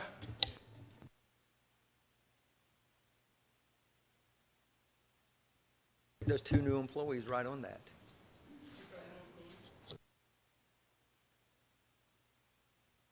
You're here, will you just talk about Powell bill funds real quick? There is a surplus of power bill funds, and Tom and I have been trying to get out, doing some riding around, but the past couple of weeks and months, especially trying to get through this budget and other things have been like ridiculously crazy. But we do plan to, as soon as we can slow down from this, to go out. There are a couple of streets that I have in mind, blocks that I have in mind that need to be paving. But if you guys have a specific area that's on your head, we do plan on getting a project going pretty soon. Could we use Powell bill money to buy the dump truck that we could then use to go out and fix the streets? Good I question. do not know that. We can check on that, Mr. Allen. Then you'll get a finder's fee if you're right. Waiting for my HR finders Oh, first. yeah. That's in the budget. Mail. So on the Powell bill, just briefly, and I don't know if everyone probably already knows this, I don't know if all our citizens know this, but this was from a bill from 1951, and the only reason I bring it up, it was the NC League of Municipalities that lobbied for this bill, and it was for allocations made to incorporated municipalities, and which would establish them to be qualified for these funds, and is primarily to resurface municipal streets and can be used to maintain, repair, and construct or widen streets, bridges, and drainage areas and that type thing. It also says Powell bill funds can be used to plan, construct, and maintain bike paths, greenways, or sidewalks. And the other reason I bring it up is that this legislature in 1951 did such a great bill, okay, the Powell bill, and it's named after the senator, Julius Powell, who promoted it. And look at what they're doing today. They do affordable housing, but they tack on all these other things. In other words, this was a clean bill. This is something the municipalities get money to fix the roads. And it's 75% of the funds is based on population. And so obviously we're not going to get a ton of money because we don't have a large, population per se. They should add the thousands of people that come in, and maybe we could get more money that way because they're using our roads. But anyway, I just wanted to bring that up, and I'm glad you did. And the way they paid for it, they added 1 cent on the gas tax. Back in the day when the General Assembly actually worked with and tried to Yes. help municipalities Yes. instead of strangling them. Total amount is like 375,000, something like that. Yes, I'm sorry, yes. It's somewhere around there. Yeah. I'm alert. But that's not the annual amount, that's what's in reserve. Annually, we only get like 130-something, isn't it? Yeah, that's what we have right now. Because it hadn't been spent. Yeah, we haven't spent it. That's why I said to these two, I said, go find some Typically, streets to do. a year. As one who's come from a state that tends to, you don't spend, we take it back. I'm like, go spend it. And we have, I'm sorry. No, go ahead, Chair. go ahead. And we have done some storm drain repairs with that money this year and some sidewalks. Yeah, that was a question that I have. It says sidewalk replacement, $10,000. Do you know what, it's not singled out in here. Do you have any It's not singled out, idea? and it's not like a new sidewalk project. That is money we have set aside. Like, for instance, we just replaced some sidewalk on House Street, 116 House Street, and we're getting ready to replace some at Bay and get West Street. That's what that is for, going around town and fixing broken trip hazard sidewalks. So it's not like, that's not specified for a Okay. project.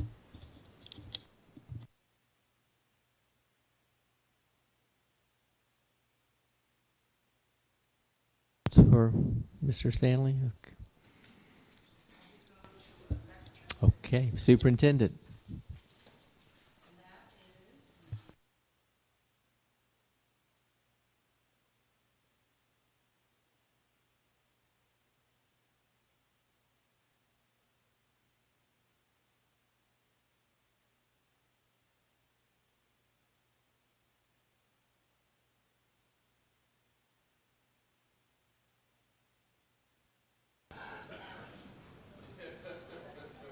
Ellie, you going to give them the big news about your life?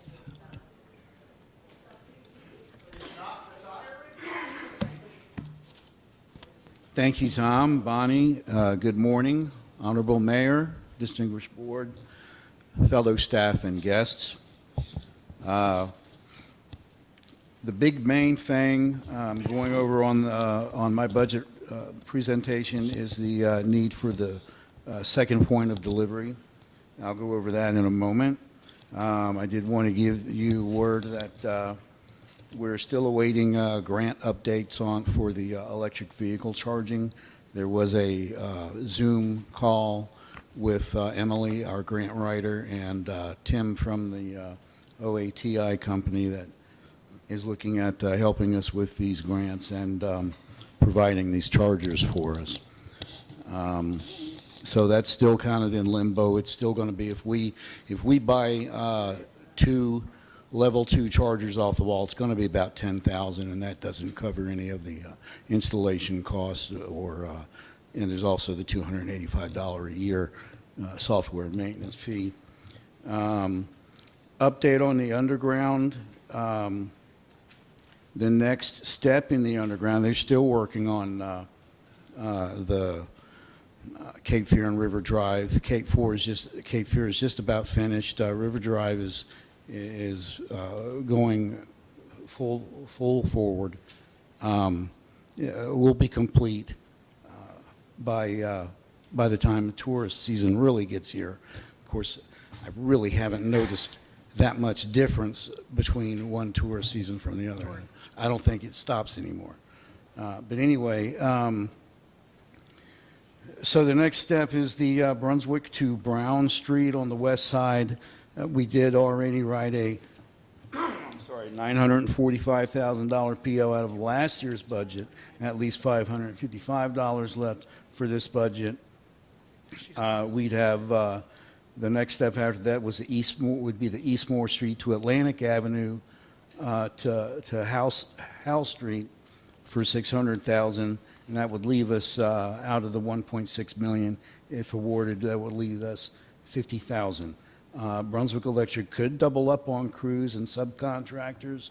The one thing about Brunswick Electric is their response time and their system knowledge. Really the only entities that we have out there to choose from is Brunswick Electric and Duke Energy. And as far as subcontractors are concerned, we've got Lee Electric and Pike Electric, and that's about it on them. And lastly, before we get to the second point of delivery, I am asking for one hiree, and I'm going to ask to start looking, and this is, my salary mid-range is right at $50,000 a year. That's middle. That's not the high. That's not the low. That's right in the middle.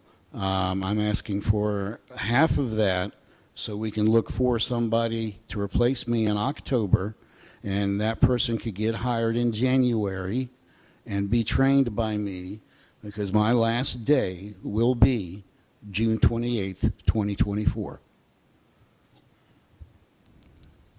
So if there's no questions, I'll proceed on to the second POD. I'm sorry, Ellie, I lost. So when you're talking about Atlantic Street and Moore Street, and is that still under the 1.6 million that we allotted last year? That's correct. Okay. So that's yet to be done, but there's still money left out of our... There will still be, hang on.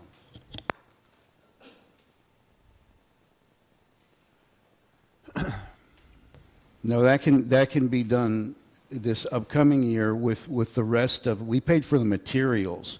It's the materials that are encumbered for the Brunswick to Brown Street. We still have the labor at $555,000, and then the East Moore Street from South Atlantic to Howe for $600,000, and that'll take up most of this upcoming $1.6 million if awarded, and that'll leave $50,000 left. So that is out of the future money, not the money we've already encumbered. That's out of correct. That's out of future money. Okay.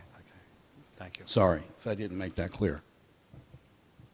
And you're still good with 1.6. You're still good with, because that is twice as much as what we had historically done for underground.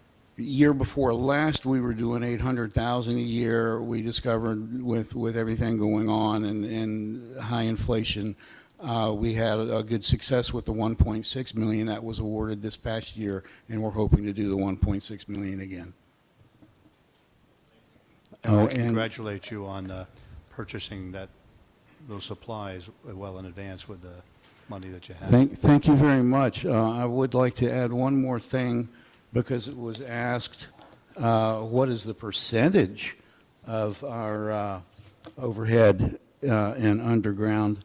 And I'm going to go, these figures actually came out just before fiscal year 2022, and we were right at 75% underground. This is still pretty much accurate because what this is looking at is the conversion. So I'm not counting any new neighborhoods like Fisher Landing or Osprey Landing that are already underground. That will add up to our total. But as for the comparison, we're still right at 75%. We will get 61 more people underground when we complete the Cape Fear River Drive, which includes South Fodale.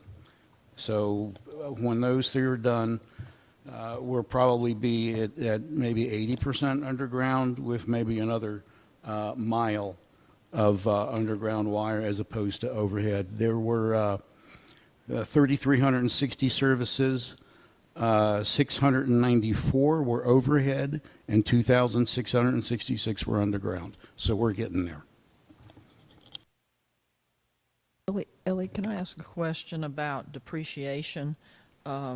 This budget doesn't include depreciation, and I thought typically it shows it on the 2022 budget, so I didn't know if there was a reason. I know we have to do it for water sewer, so I didn't know.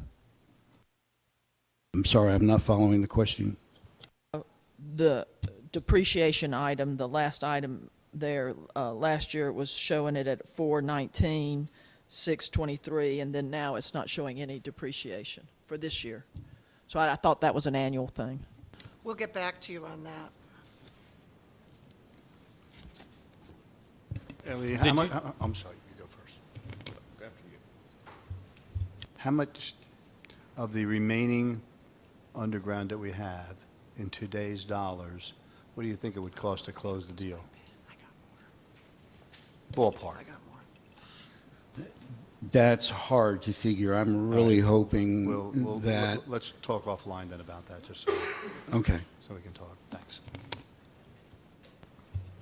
You're going to talk about the substation? Yes. So you'd like to hire somebody mid-year to start working with you? That's correct. Mid-fiscal year. And They would actually start clocking in January. And do we have a cost on that 6 months? Roughly, with the half of a $50,000 mid-range salary, it'd be right around $25,000. Welcome.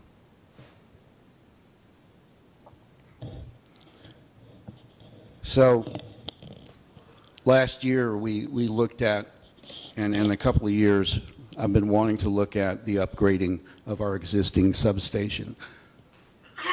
We have found out that it's not really possible to so much upgrade the existing substation that we have, and the main reason for this is the footprint of the 5 megawatt transformers that are existing there. The 10 megawatt transformers that we would like to have there would take up much more of the footprint, and it's not so much the existing footprint, is also you got to have the new transformers in place and parallel them in line before you take out the old transformers. Because if we were to, okay, well, just turn the city off, take out the old transformers, and 3 days later we'll have the new transformers, I don't think that would fly very well. Another option for upgrading the substation would be to take the one 5 megawatt spare that is sitting there, which I'm kind of glad we have. We haven't had to use it, knock on wood. It is to take that and replace it with a lesser, same-sized, say about a 2 megawatt 3-phase transformer, and that would alleviate some of the loads with a couple of the circuits in the substation, but it would not be the final answer. That would be, to coin an expression, lipstick on a pig. So really what we're looking at is a second point of delivery.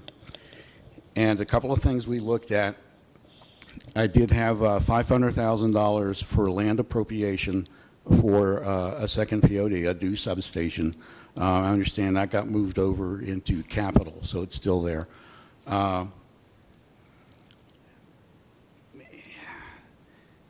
To get it in Indigo, even if that project came to fruition and they say, oh, well, here's this land you can have to build a substation, it's going to be just that much more expensive because transmission line to come in and feed it, to come from the source, which is out there going the other way from us, from the Brunswick Electric Plant, to bring that all the way into Indigo and then feed a substation. That's going to be a lot of money. We'd be much better off, if we're able to do it, is to get some land out there closer to the transmission line, build a substation there, and then we can bring the feed lines in wherever we need them. If we build like a 20 to 25 megawatt substation, we can not only feed any and all of any subdevelopments that come into our ETJ, but we could completely back up our existing substation if we had to. And it would be on, hopefully it would be on a different feeder, so even if we lost the main feeder, at least we wouldn't lose the whole city. We could just possibly shut down some circuits. And we're looking at we're looking at a rough order of magnitude of where's my notes? Sorry, my brain's going faster than my mouth. We're looking at a rough order of magnitude of $2.5 million, and of course it's a couple of year build. So we're looking at $1.25 million per budget year for a couple of years. And one thing I would like to say in the construction of a new substation is that, and because I know it's a concern, and I'm kind of a green person myself, so I wanted to make sure of this. They dig a pit and they line it somehow, and they put gravel in before they set the transformers, and then there's a berm around that, so that the volume of the substrate, if I'm using the right words, underneath the transformers is more than the oil that's in those transformers. So if we were to have, God forbid, some maniac that blew something up or shot a hole in something, at least we wouldn't have an oil spill too. So that's really about all I've got on the second point of delivery for our town, and I'm ready for questions. Ellie, would any of the property we have near Sunny Point be a location for that subdivision? Substation? That would be a good place, yes. We already own that, right? So we don't have to spend $500,000, right? Hey, that's a win in my book.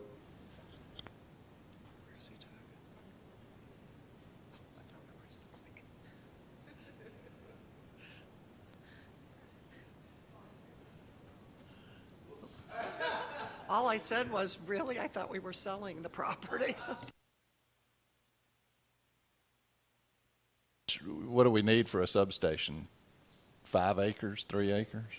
There is a available lot that we're looking at. I don't know if it's still available, but it was right at 3 acres, and it was right next to Smithville Park out there. So that would be like ideal. And it was 400. It was 403, and it was $495,000.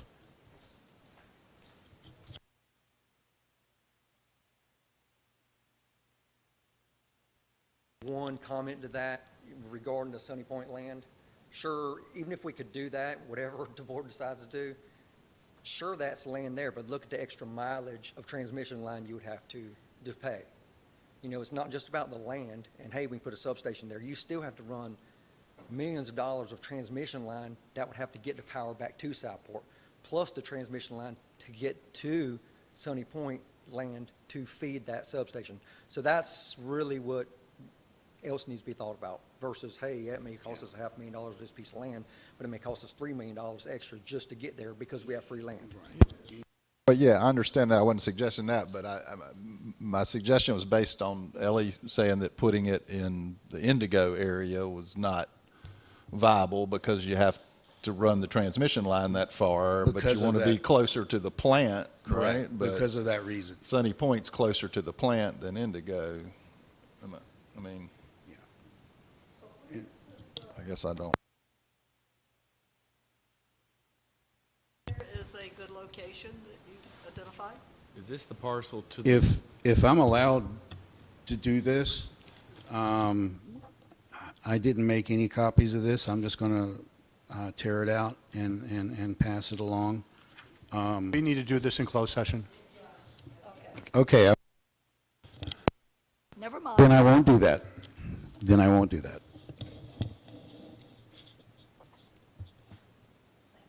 You're welcome.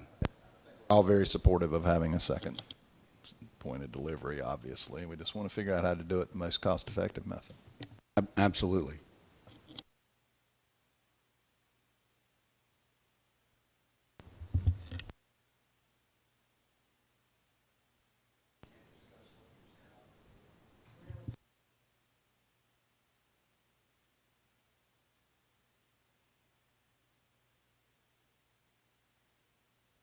So tell the owner that we're interested in the price.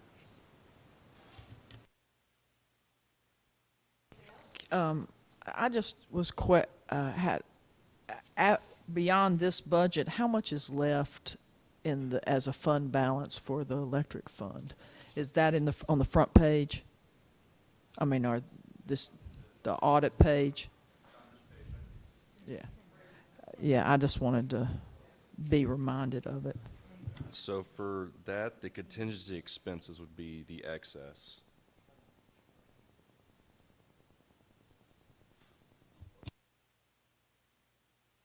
That would be 4,500,000. That would be the fund balance essentially.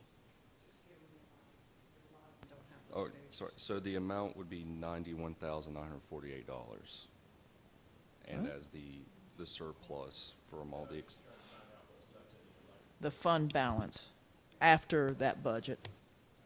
that would be the 62.6%. Electric fund balance. That's what I was asking. That's it. Okay. At the proposed source of funding for this second, for the work Yes. that's in the budget Well, for actually, next year. It's in Ellie's budget right now under capital, capital outlay system. So it's not coming out of fund balance. It's Yeah. new Nope, money nope. budget. Okay. Correct.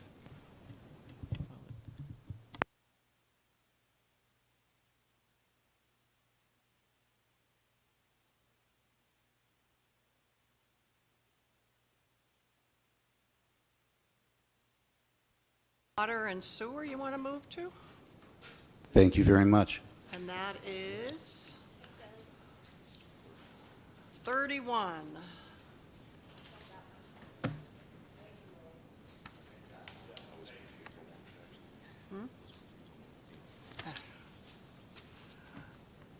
Especially with fund balance, it gets very confusing. What the heck did I do now?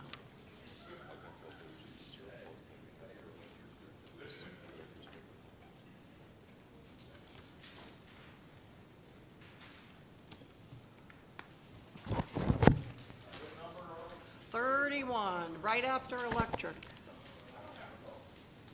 It'd be 30. I forgot to mention earlier that aside from Christmas, this is my second favorite day of the year. To say that, you are such a liar, Tom Stanley.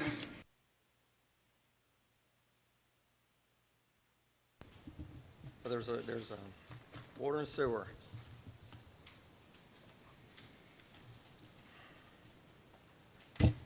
Aside from the multitude of projects that are going on for water and sewer, or sewer at least, let's get started on the water. In your main budget worksheets, that really isn't part of the capital. My typical water and sewer budget, unless you have questions. The biggest thing is right now is under water purchase. 2021, we signed an agreement, I believe, with Brunswick County, I believe that was a year, because we were running short on water reserve capacity. And when I say water reserve is, I'm gonna make it simple numbers. If the city's average water use is 100,000 gallons a day, the city has to have in reserve 50,000 gallons. So in 2021, the state come out and said, hey, you're running short. So we purchased an additional, at the time it was 236,800 gallons we had reserve capacity. We went into agreement with Brunswick County to immediately purchase another 115,000 gallons, I think, which puts us at like 351.8. My numbers may not be exactly correct right now. And with the idea that before December 31st of 2023, we could purchase an additional 115,000 gallons. At this point, we do not need that 115,000 reserve capacity. But if we let it slip by, and after December 31st, some developments come in and we need reserve capacity, Brunswick County can say, no, you can't get it. So my suggestion is to go ahead and activate that water purchase, that reserve capacity, so Brunswick County can't allot it to someone else, because if we don't act on it per the agreement, they will use it or send it to give it to somebody else. So I'm still waiting right now. I have reached out to the Public Utilities Director with Brunswick County and told them that, we would like to pursue seeing what it would take to go ahead and activate this additional purchase, and it is in legal right now, trying to work out an amendment for that. But that is, again, there hasn't been any financial discussion as far as payment, but that is a $460,000 purchase, just like the first 115,000 gallons was. But it's a kind of like a use or lose it situation at this point for the water purchase. And that's, is there any questions on that?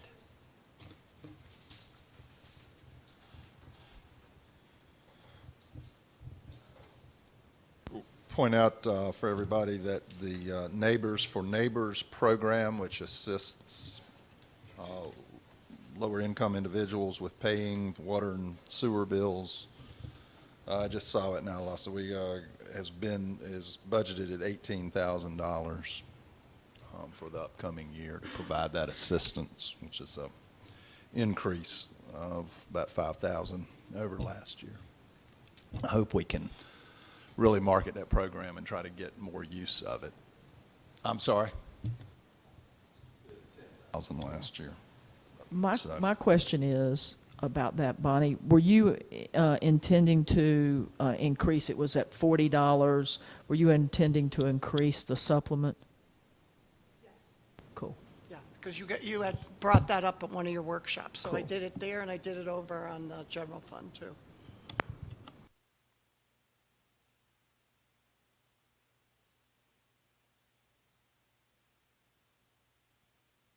Can you tell us how many people or how many citizens in Southport receive that help?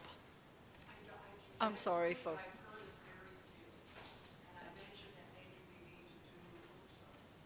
It's very few people that have taken advantage of it, and so I mentioned that we need to do more advertising and get the word out.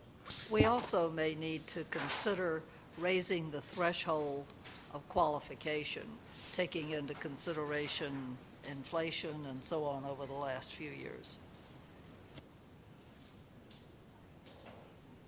Lowering the threshold. You mean lowering the threshold for qualification. I know what you meant. Yes, lowering that threshold, yes. That's a Brunswick Family Services supplies that service for us, so we'd have to check with them. Tell them what the guidelines are, I assume, yeah.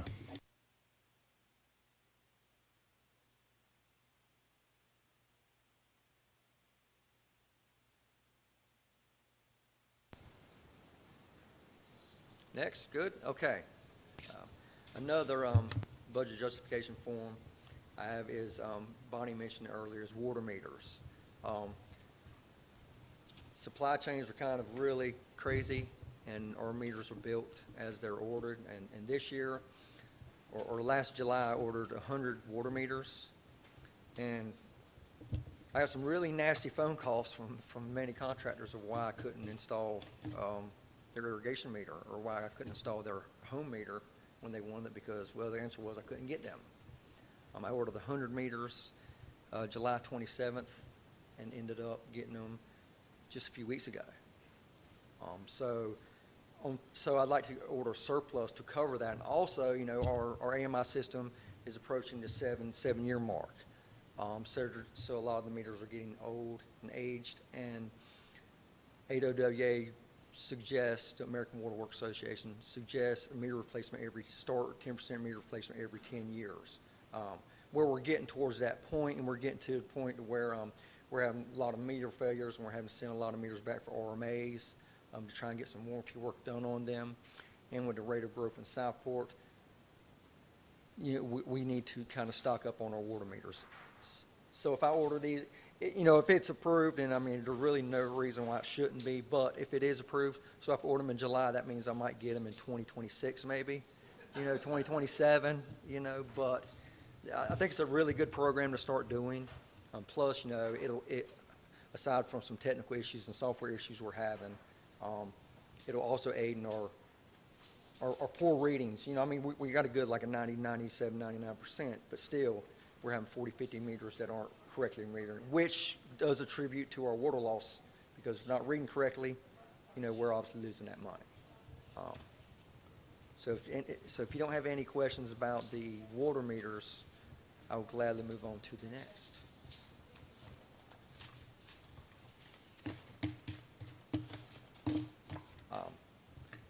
Another budget justification form is our emergency backup generators.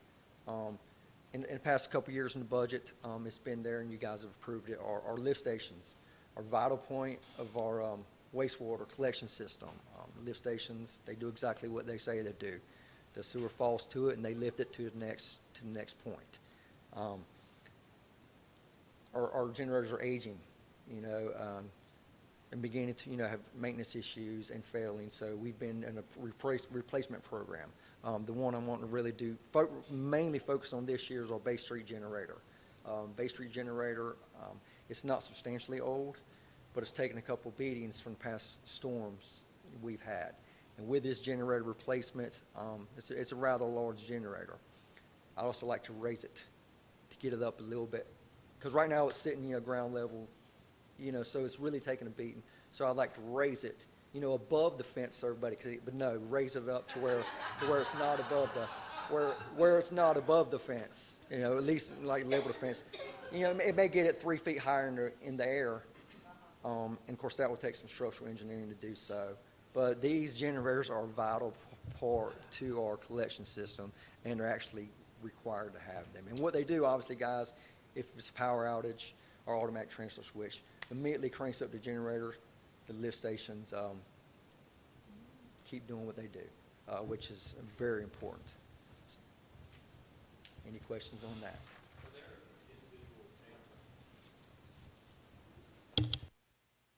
Right. Are there individual propane tanks on each of the, like, what are they, how are they powered? What is the? How are they powered? Please elaborate. These generators, how are they, they're propane? LP, we have, Okay. all of them are LP, 2 of them are diesel. They'll be coming up in coming years, guys. Those 2 are, so I have 2 diesels, and the rest of them are LP. Also, something I want to do, I'm going to start looking into this year. Some of our backup generators now have natural gas in front of them. For instance, City Hall and Public Services, those were converted. Public Services was converted 2 years ago to natural gas. So there are a few lift stations we have that I want to start contacting Piedmont Natural Gas, see what I can do to eliminate those LP. But they are LP and 2 diesel generators. Natural gas is coming down Atlantic, so they're on the move with that, so this would be great for you. That sets me up for Leonard Street Lift Station. I can do Ninth Street Lift Station. I can do Forest Oaks Lift Station, Turtlewood Lift Station. I think, so there are some that I'm going to start pursuing Piedmont Natural Gas to see. Now, Public Services, I was able to get a tap for no cost because we use that for load management. And we just pay for the fuel. I don't know if I could do the lift stations like that. I'm sure I could if we put the lift stations on load management. So that's something I'm going to have to explore. But I think it's definitely, these generators are so important, guys, when it comes to our lift stations. How do you put a lift station on load management? You're going to turn it off in the middle of the day? Generator. Oh, Kills I the see. power, Okay. turns on a generator. All right, Absolutely. good. Oh, Absolutely. absolutely. That's what, just like City Hall.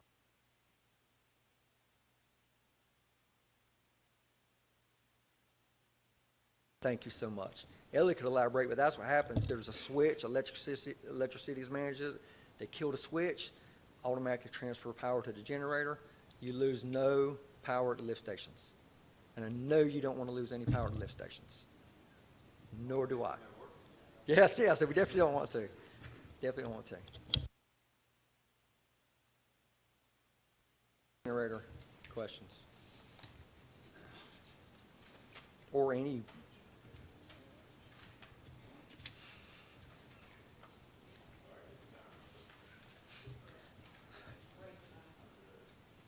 Yes, we need to generate, is this the last, do you have more, Mr. Stanley? I have a few more. Please few more. continue, and then we'll go I'll try to and break. I'll talk fast, and you No, guys ask you're me good. the question. Let's just go with it. Okay, so the other part You're good. is the second part to the street employees are will be paid for partially with water and sewer funds. Again, proactive versus reactive. This will call for valve turning. You know, you're supposed to valve turn at least. Well, you're supposed to do it, I think, every 2 years, but it's really good to do it single year, every year. And I think that's pretty explanatory what valve turning is. And mainline valves make sure they're operational. Hydrant flushing, you know, the fire department does a lot of hydrant flushing, but that's for their testing and flowing. Right now, we do reactive flushing. We get some water quality complaints. We go flush the areas, get it clean. But this would, now it would take a while, but this would flush every line we have, improve water quality. And water quality, you know, if you just look, it's really important. So that's what the main part of this is. Also, these guys can, you know, back up. You know, we do have the 10% cleaning every year. These guys can go back up and do the emergency cleaning for the sewer lines and stuff like that, along with part of doing the street portions of. And it also aids in, you know, for instance, you know, some guys were trying to do some utility services for some townhomes on West 14th Street. Had them scheduled for 2 days to do that. One of those days they got called off to do something else, so now the contractor's screaming at my back door, trying to say, hey, when are you going to get back over here? This will help us be less reactive to everything, and we can start doing more. I mean, we are proactive, but we can start really focusing on the proactive items that the city needs to start focusing on. The only other two things, guys, we have is for this staff, we'll need an additional lease vehicle. There's also a budget justification for that. And also my truck, you know, once a year we sit down with our fleet management professional, Anthony Sutton, and he goes through and say, okay, guys, in order for this program to work, this is what optimal time is to sell your home. Alderman Carroll probably does the same thing with his buyers, you know. So right now my truck is 4 years old. It's over 80,000 miles. We actually purchased that truck. So what we purchased it for at our wholesale price, the market value is still at what we pretty much purchased it for. So in order for this program to work, we have to use it as it's designed. So those are the only other things I have. And if you guys have any questions, I'll be glad to answer anything. Or I can not answer questions and feel a whole lot better about myself. Yeah. On these vehicles for you Yes, sir. guys, are y'all considering hybrid or Well- electric? Or electric? I'm just I was ready to answer it. Really want to answer? I really appreciate you.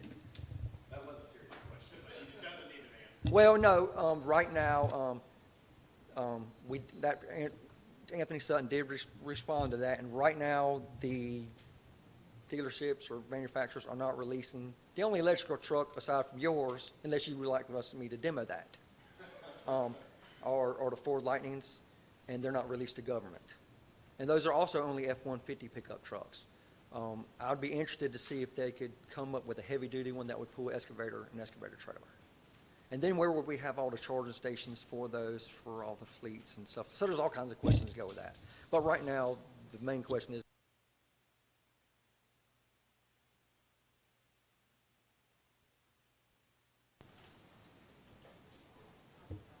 so anyway, no.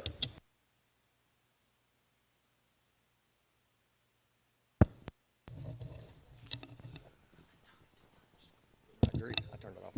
Any other questions? Any other questions? Any green questions? Further green questions? Well, we appreciate everything you do. You're the, they say the hardest working person in show business. Well, you're the hardest working person in Southport No, right I am now. not. I know No. you seem like you and your department at times. No, really, y'all are. We appreciate all that you do. Thank you. Any other questions? I think we're good. Thanks for going light on me this year, guys. I appreciate it. I have to admit that my brain took a time out, and Ellie and I attended a meeting this week, and it has to do with electrical rates, and it's going to have a budgetary impact. So Ellie, could you come back up so we could chat?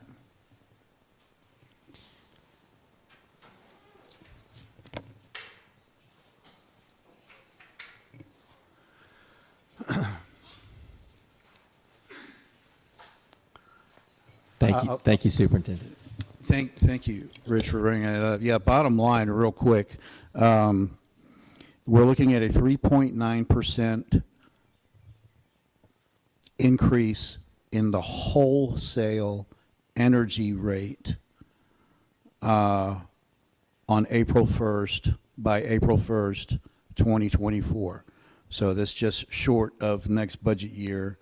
That's within this upcoming budget year. And that's a 3.9 increase over the $0.015 per kilowatt hour that we pay. So there were, during these discussions, just so you're all on the same page, so Duke Energy tells the power agency, I'm using the right term, right, power agency how much they think that it's going to cost to sell us electricity. And this past year, in January, they told us, all of us, the 30-some-odd people, groups, that they were going to have to kick in another $40 million. And the agency took that money out of a fund that they had and paid the $40 million. Now, in that same fiscal year, we're being told that there's a need for another $26 million because everything is going up in price and our rate was not reflective of that. So they have to decide what they're going to do with the $26 million. If they take it out of that same fund, it'll bring us right to the level of the funds that are needed in case of an emergency, and that was done a couple of years ago. So there's a lot of hesitation. They may have to send the bill of the $26 million back to all the agencies. We don't pay equally because we only have a 0.73 share of the whole fund, but we would have to pay something, and my quick math was about $250,000. Then they were projecting over next year, they think they may have another bill over the top what the Duke said of at least $60 million. Well, they can't take it out of the fund any longer because it would be below the threshold. So these are all things that we have to keep in the back of our mind of contingency funds. And what does that mean? Now, remember, $60 million, we only have 0.73% of that to pay, but it's going to be $750,000 or something like that. I'm just using my quick math.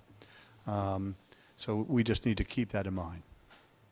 Did I accurately portray that? I think so. Okay. The timetable of paying the 26 million by September, I think it is. I think they're going to make the decision in September. I believe that's correct, yes. And then whatever the decision is either take the money out or give us all an assessment for that. Yes, as far as making any kind of budget change, they sent that out a while back, but Kathy Moyer and Amy Blinson, one of them from Electricity, has resent that spreadsheet where that information is, and we just got that, I think, it was either yesterday evening or this morning, and Ms. Drexel, you were copied on that email, so you have that spreadsheet, and I got a copy of it. So that was my purpose of bringing Ellie back up, is that we know that we're going to get an increase in next April, which is the last 3 months of this budget year that we're working on. And we know that we have this 26 million out there. The 60 million is yet to be seen, but every year that number has gone up dramatically between estimated and real cost. We've got the 3.9% increase for the 2 or 3 months in next year's budget already is included in there. Is that correct? Correct. It's in that spreadsheet that they just sent out.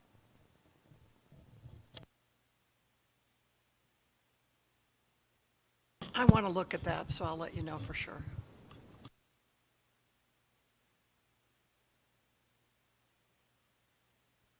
If it just came out, then no, we don't have it in there, so we're going to look at it.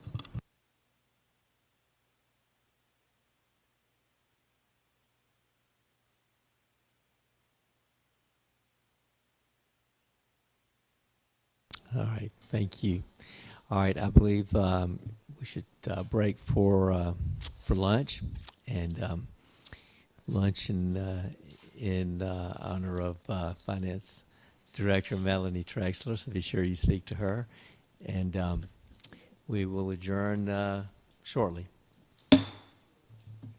Adjourn now and return shortly.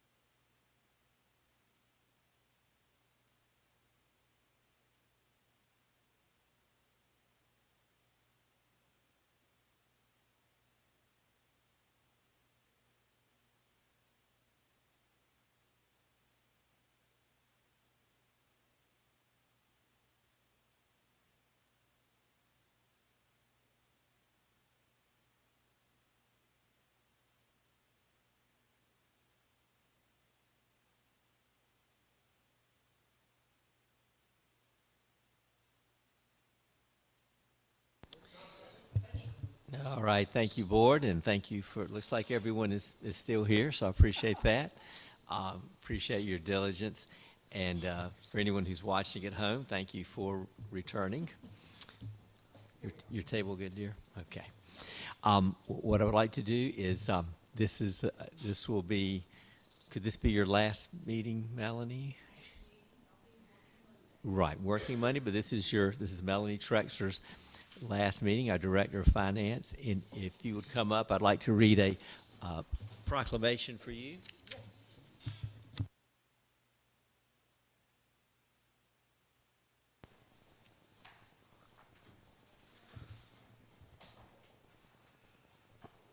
Thank you, dear. So we worked together now 3 years, right? It's been very pleasant. I want to thank you for that because it's on. Okay. So, and it been very pleasant working with you, and I thank you for that. And we have a proclamation for you. City of Southport proclamation in appreciation for dedicated service. Whereas Melanie Trexler began her career with the City of Southport on December 31st, 2014 as the finance officer, and whereas Melanie led the city through several audits and budget seasons, even through the city's designation as a distressed community. Whereas for years, Melanie has supervised the payroll and human resources staff, utilities and customer service, as well as the other finance department staff. And whereas Ms. Trexler was a source of warmth and kindness to many employees, city managers, and elected officials. Whereas Melanie's love of dancing was well known in the halls of the city, and her face lights up at its mention, as you see there. Now, therefore, on behalf of the City of Southport, we want to express our sincere appreciation to Melanie Trexler for her dedication and hard work over the past 8.5 years. We wish her every happiness as she begins this new adventure in her life. Proclaimed the 21st day of April, 2023. Now, congratulations. And we have, she put it in the plan for you and everything. Here we go. You're welcome. Congratulations. Thank you. You want to say a word? Come right ahead. You sure? You're done? Okay.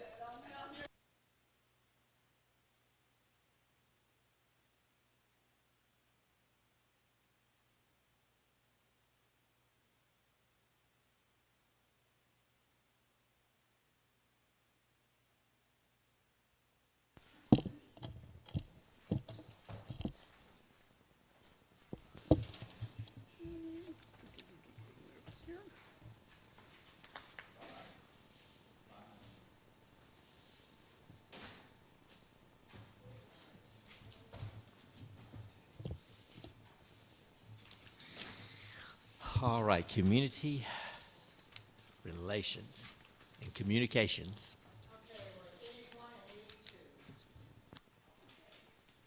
Excellent. Well, hopefully, good afternoon, everybody. Hopefully, everyone enjoyed their lunch and is not in a food coma, but I'll make this fun and interesting, as a budget can be. What's that? No pizza. Yes, sir. Those days are done. But yes, no pizza. But definitely want to thank everyone. This has been an interesting year for us because, as you know, this is the first year we've actually been community relations. So it's been a great transition for multiple reasons. Number one, Elena, my assistant, has been in this job now for a little over a year, and has been able to not only do different things in the visitor center, community building, but she's taken on the role as the administrator with the 4th of July, and I would just like to commend her on a great job with this transition.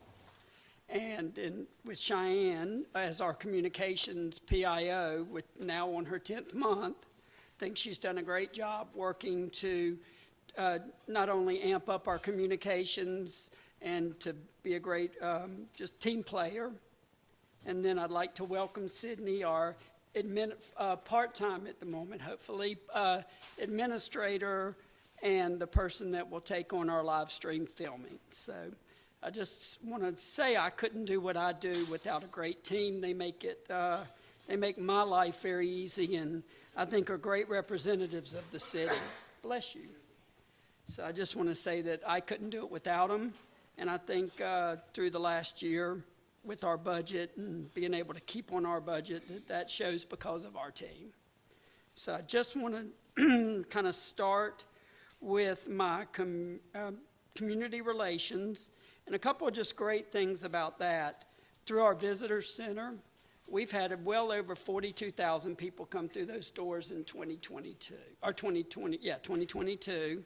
So, you know, those are not only tells a lot about what's going on in town. I have the best volunteers that I couldn't do it without, that are our best ambassadors, and I want to thank you as our board for always supporting me on supporting them, because I know I couldn't do it and the city couldn't do it without them. So I just want to make sure they hear it from us as much as I can to say thank you. But I'll jump right into our community relations budget. A couple of just little notes on that. It's pretty much status quo. I have not changed much about it. The one thing I would like to, two little notes on there. Under employee overtime, I'm not quite sure, but that number's very high. I needed to change that from 7,587 to 2,500, because that is my emergency operation overtime, and I'm not sure how it went up that amount, but historically 2,500 would be about the amount we need. And if that's being said, and that's usually recouped by FEMA. Don't you have somebody that has to be at? You have to. Oh, I'm sorry. Does this take into account one of the members of your staff being at the community building after hours for parties and weddings and so forth? No, that's actually under my community building Okay.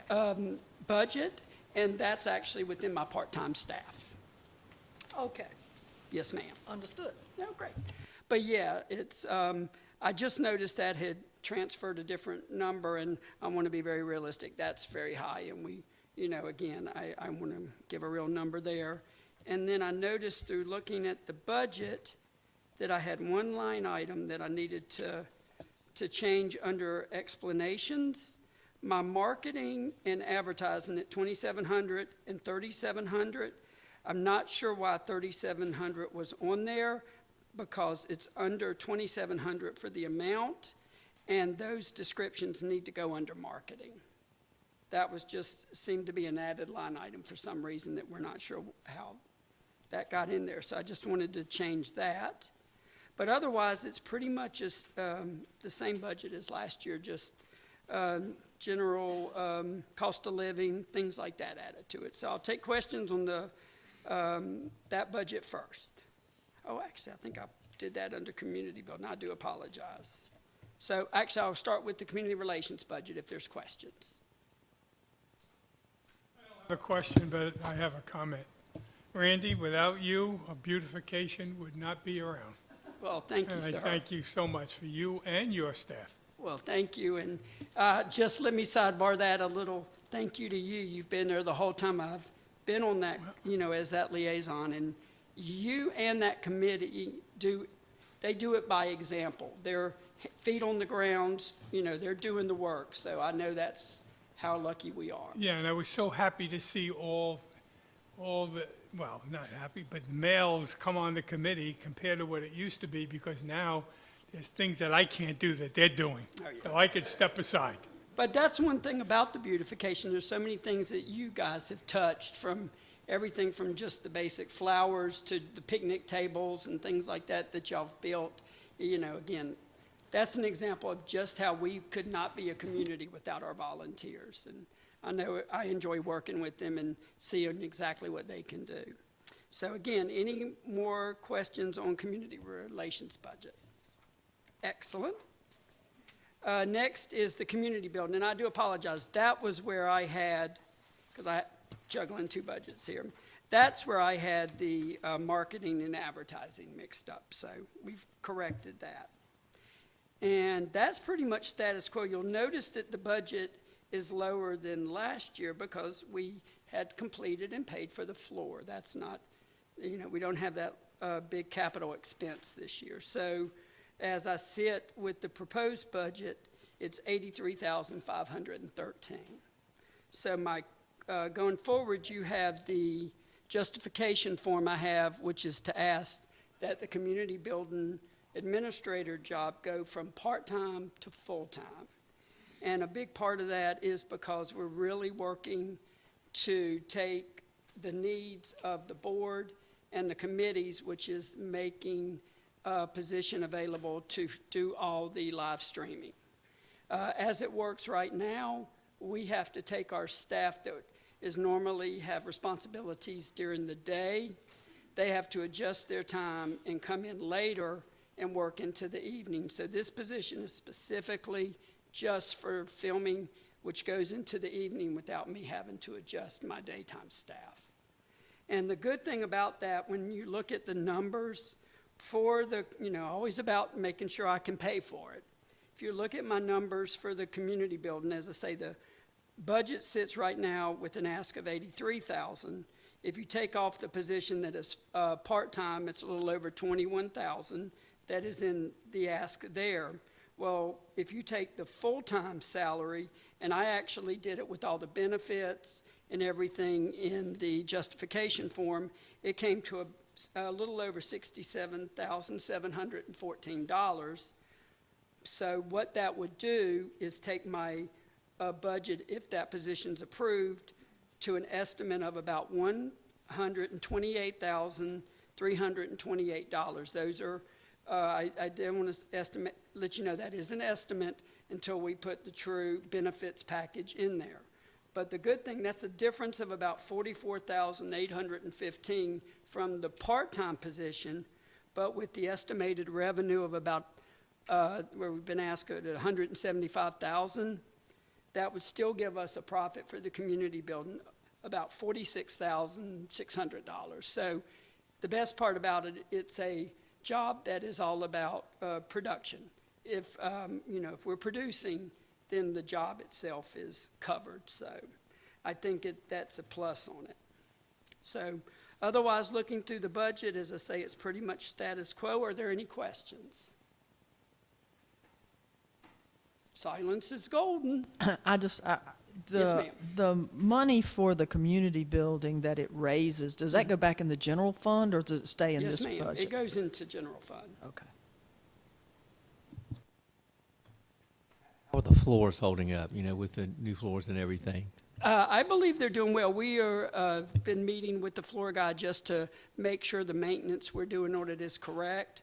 And as with anything that has the volume on it that floor does, we have found scratches and little things, but we're also finding new methods to fix it. So I'm very pleased with the floor. I think, and again, thank you for letting that go through. I think it made a huge difference.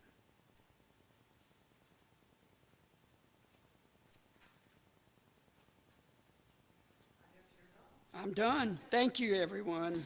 Randy, we appreciate all that you do, and you don't really have to market Southport anymore, but the events that you and the city help to plan and the way you coordinate with the volunteers, this is a remarkable department within our city, and the fact that you produce, you make money. So it's just remarkable, and that you're a native son here makes all the difference. So thank you for all you do. Thank you, and I can't reiterate enough that it's all about my team. So thank you. Animal control is number 6. Welcome, Kate Marshall. Good afternoon. My budget, as Bonnie would say, is boring. There's not much in there. The only real thing I asked for this year was to up the part-time. Last year I came to you and asked if I could have a part-time employee. He's on call once a month, and he's been doing a great job. And so this will be the first summer I'll actually have help. So we'll see how the hours go. But asked to have him able to be on call twice a month, which has really helped. So we are just kicking off cat season. We got our first litter yesterday. But I was doing the math, so this year we did approximately 30, 35 community cats. And so if we did that every year, so I'm saying there's generally about, of those 30 cats, and if they'd all had litters, there's like 300 cats a year. So in the past 5 years, because of your support, the community cat program, we have 1,500 less cats in Southport. So, I mean, I think that's worth mentioning. Last year, I was able to get my alligator handling certificate from North Carolina Wildlife, and this will be the first year that we'll be out there microchipping and doing DNA sampling. So I'm excited to get started with that. So with the help of Tom Lombardi, got my alligator tube donated by Public Services, and I'm see how it goes in action this year. So. Microchip alligators? Yeah, Is that- microchip alligators. So North Carolina Okay. Wildlife wants to start tracking them because traditionally there's like, oh, let's move them to the green swamp. But they don't do that anymore because everything's full. So because they found that the alligators they've moved, they are almost positive that they come back, but only on, they'll travel hundreds of miles to get back. So now they can actually keep track of it, and so that'll be pretty cool. I have one in my front yard, which I do. I should call you? No. We coexist in Southport, coexist with all wildlife. If he's doing his alligator thing and he's not causing a problem, we just let him do his thing. No, I don't mean to move them. I mean, do you Oh. want to chip them? I'm only allowed to do it in emergent situations. Okay. So, yeah, they won't give me that permission yet, but we'll see.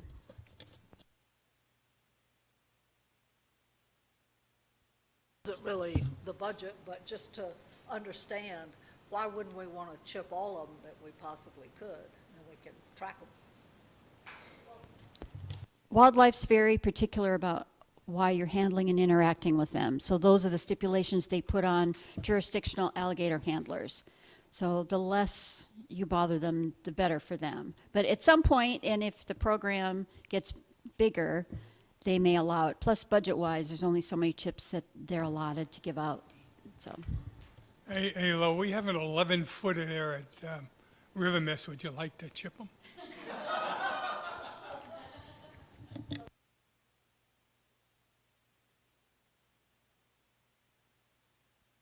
Baby who grew up, or if he's new, or just visiting, or what?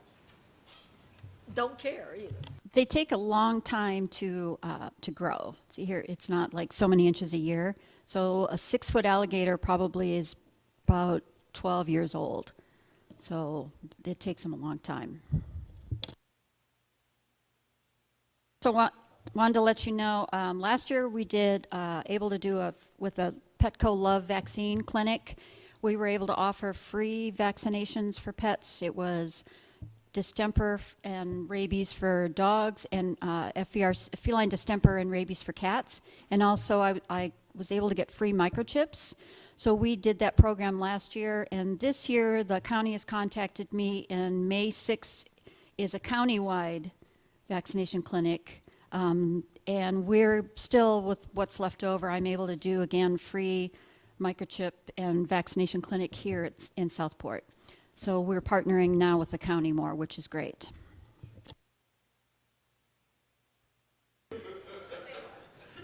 Can you kind of ensure that the port pilot knows about that?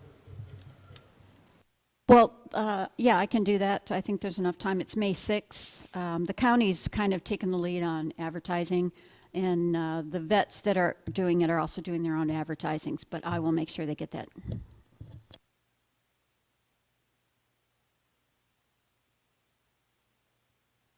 Thank you. Thanks for all you do. Yeah, thank you. Excellent. Careful with those gators. If you need help, call Reverend Alderman Lou Davis. All right.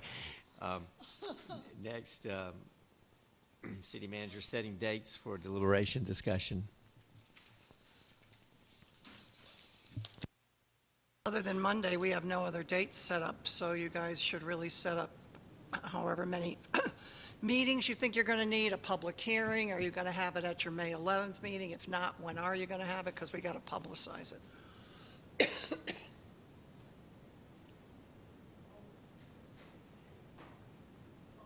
Monday can't be a public hearing because we don't have enough time. And you do want us there I just Monday. meant the only meeting you have scheduled is Monday. After that, I have no more budget dates, so you guys need to come up with what it is you want to do for, I don't know how long it takes you to deliberate, so Who should be the keeper of the calendar? I can be. Okay. I mean, I have a lot of your dates already Right. because I've asked you in the past, but certainly if you can update me, that would help. Mhm.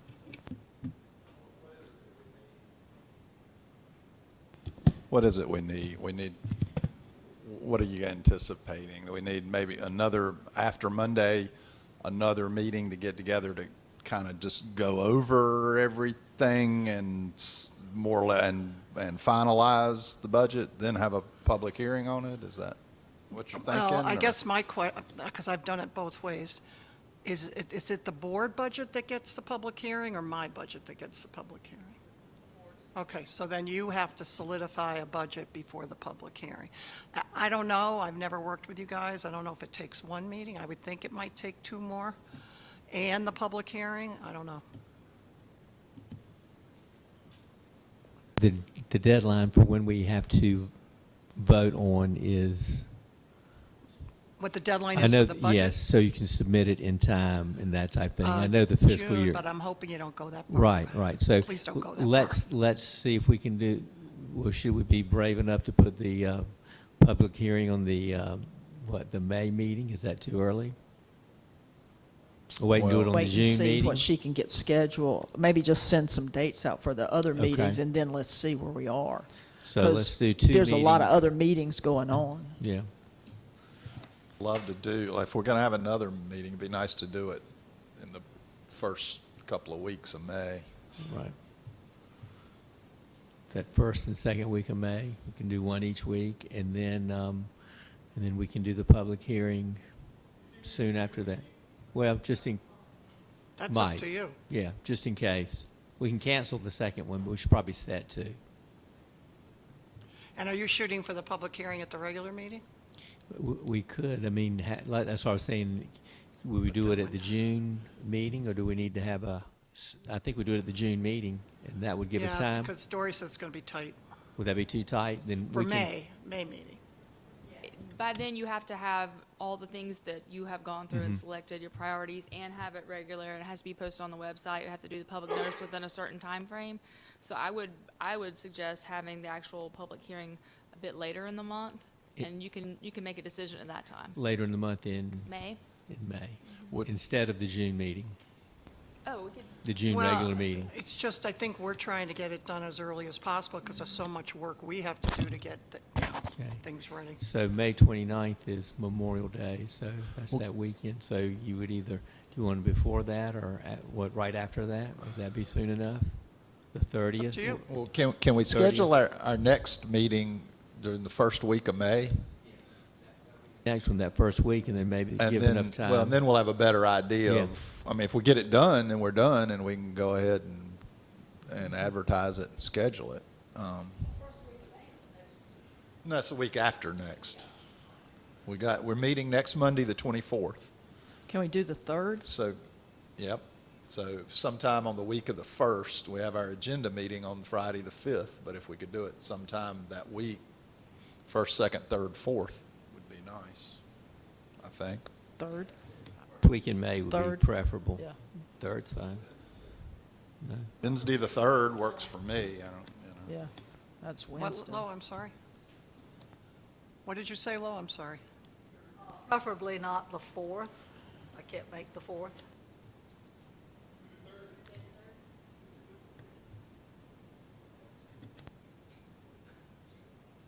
The 3rd, 9 o'clock? May 3rd?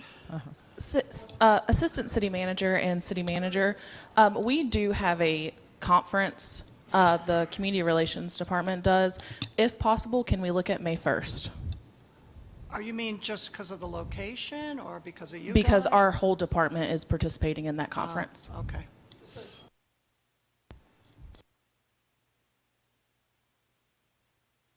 May 1st? Because it's the 2nd, 3rd, and 4th, And So so we let's- wouldn't be able to live stream. Yeah, May 1st would be good. May 1st, that would free them up. And, yes, 9 a.m. May 1st.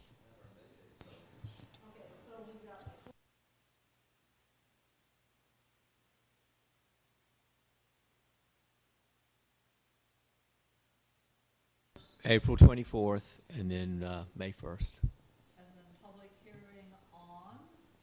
Depends We don't on the know yet. meeting.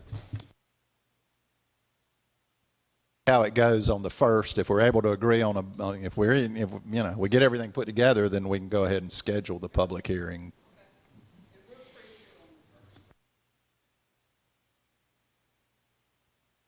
Is the community building open? We are on top of each other, and with all the paper people have, if we could spread ourselves up at the community building, that'd be better.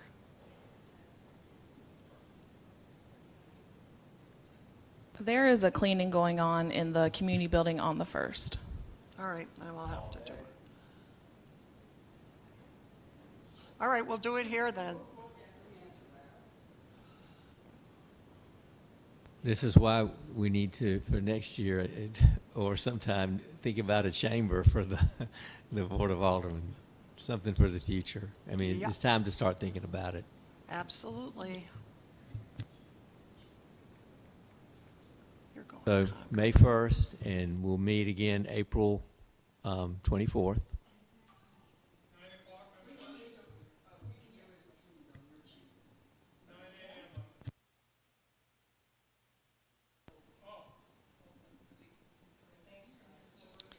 Yeah.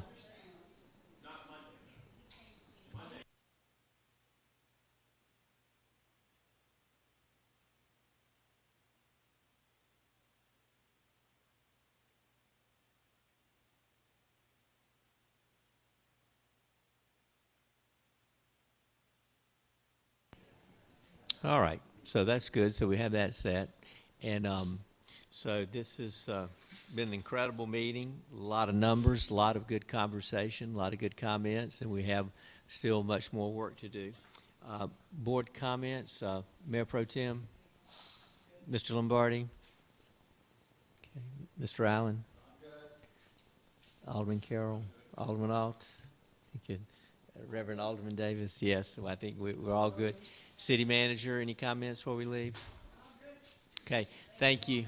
Thank you all, thank you staff. I'll entertain a motion. I believe it was unanimous. All in favor? Meeting adjourned.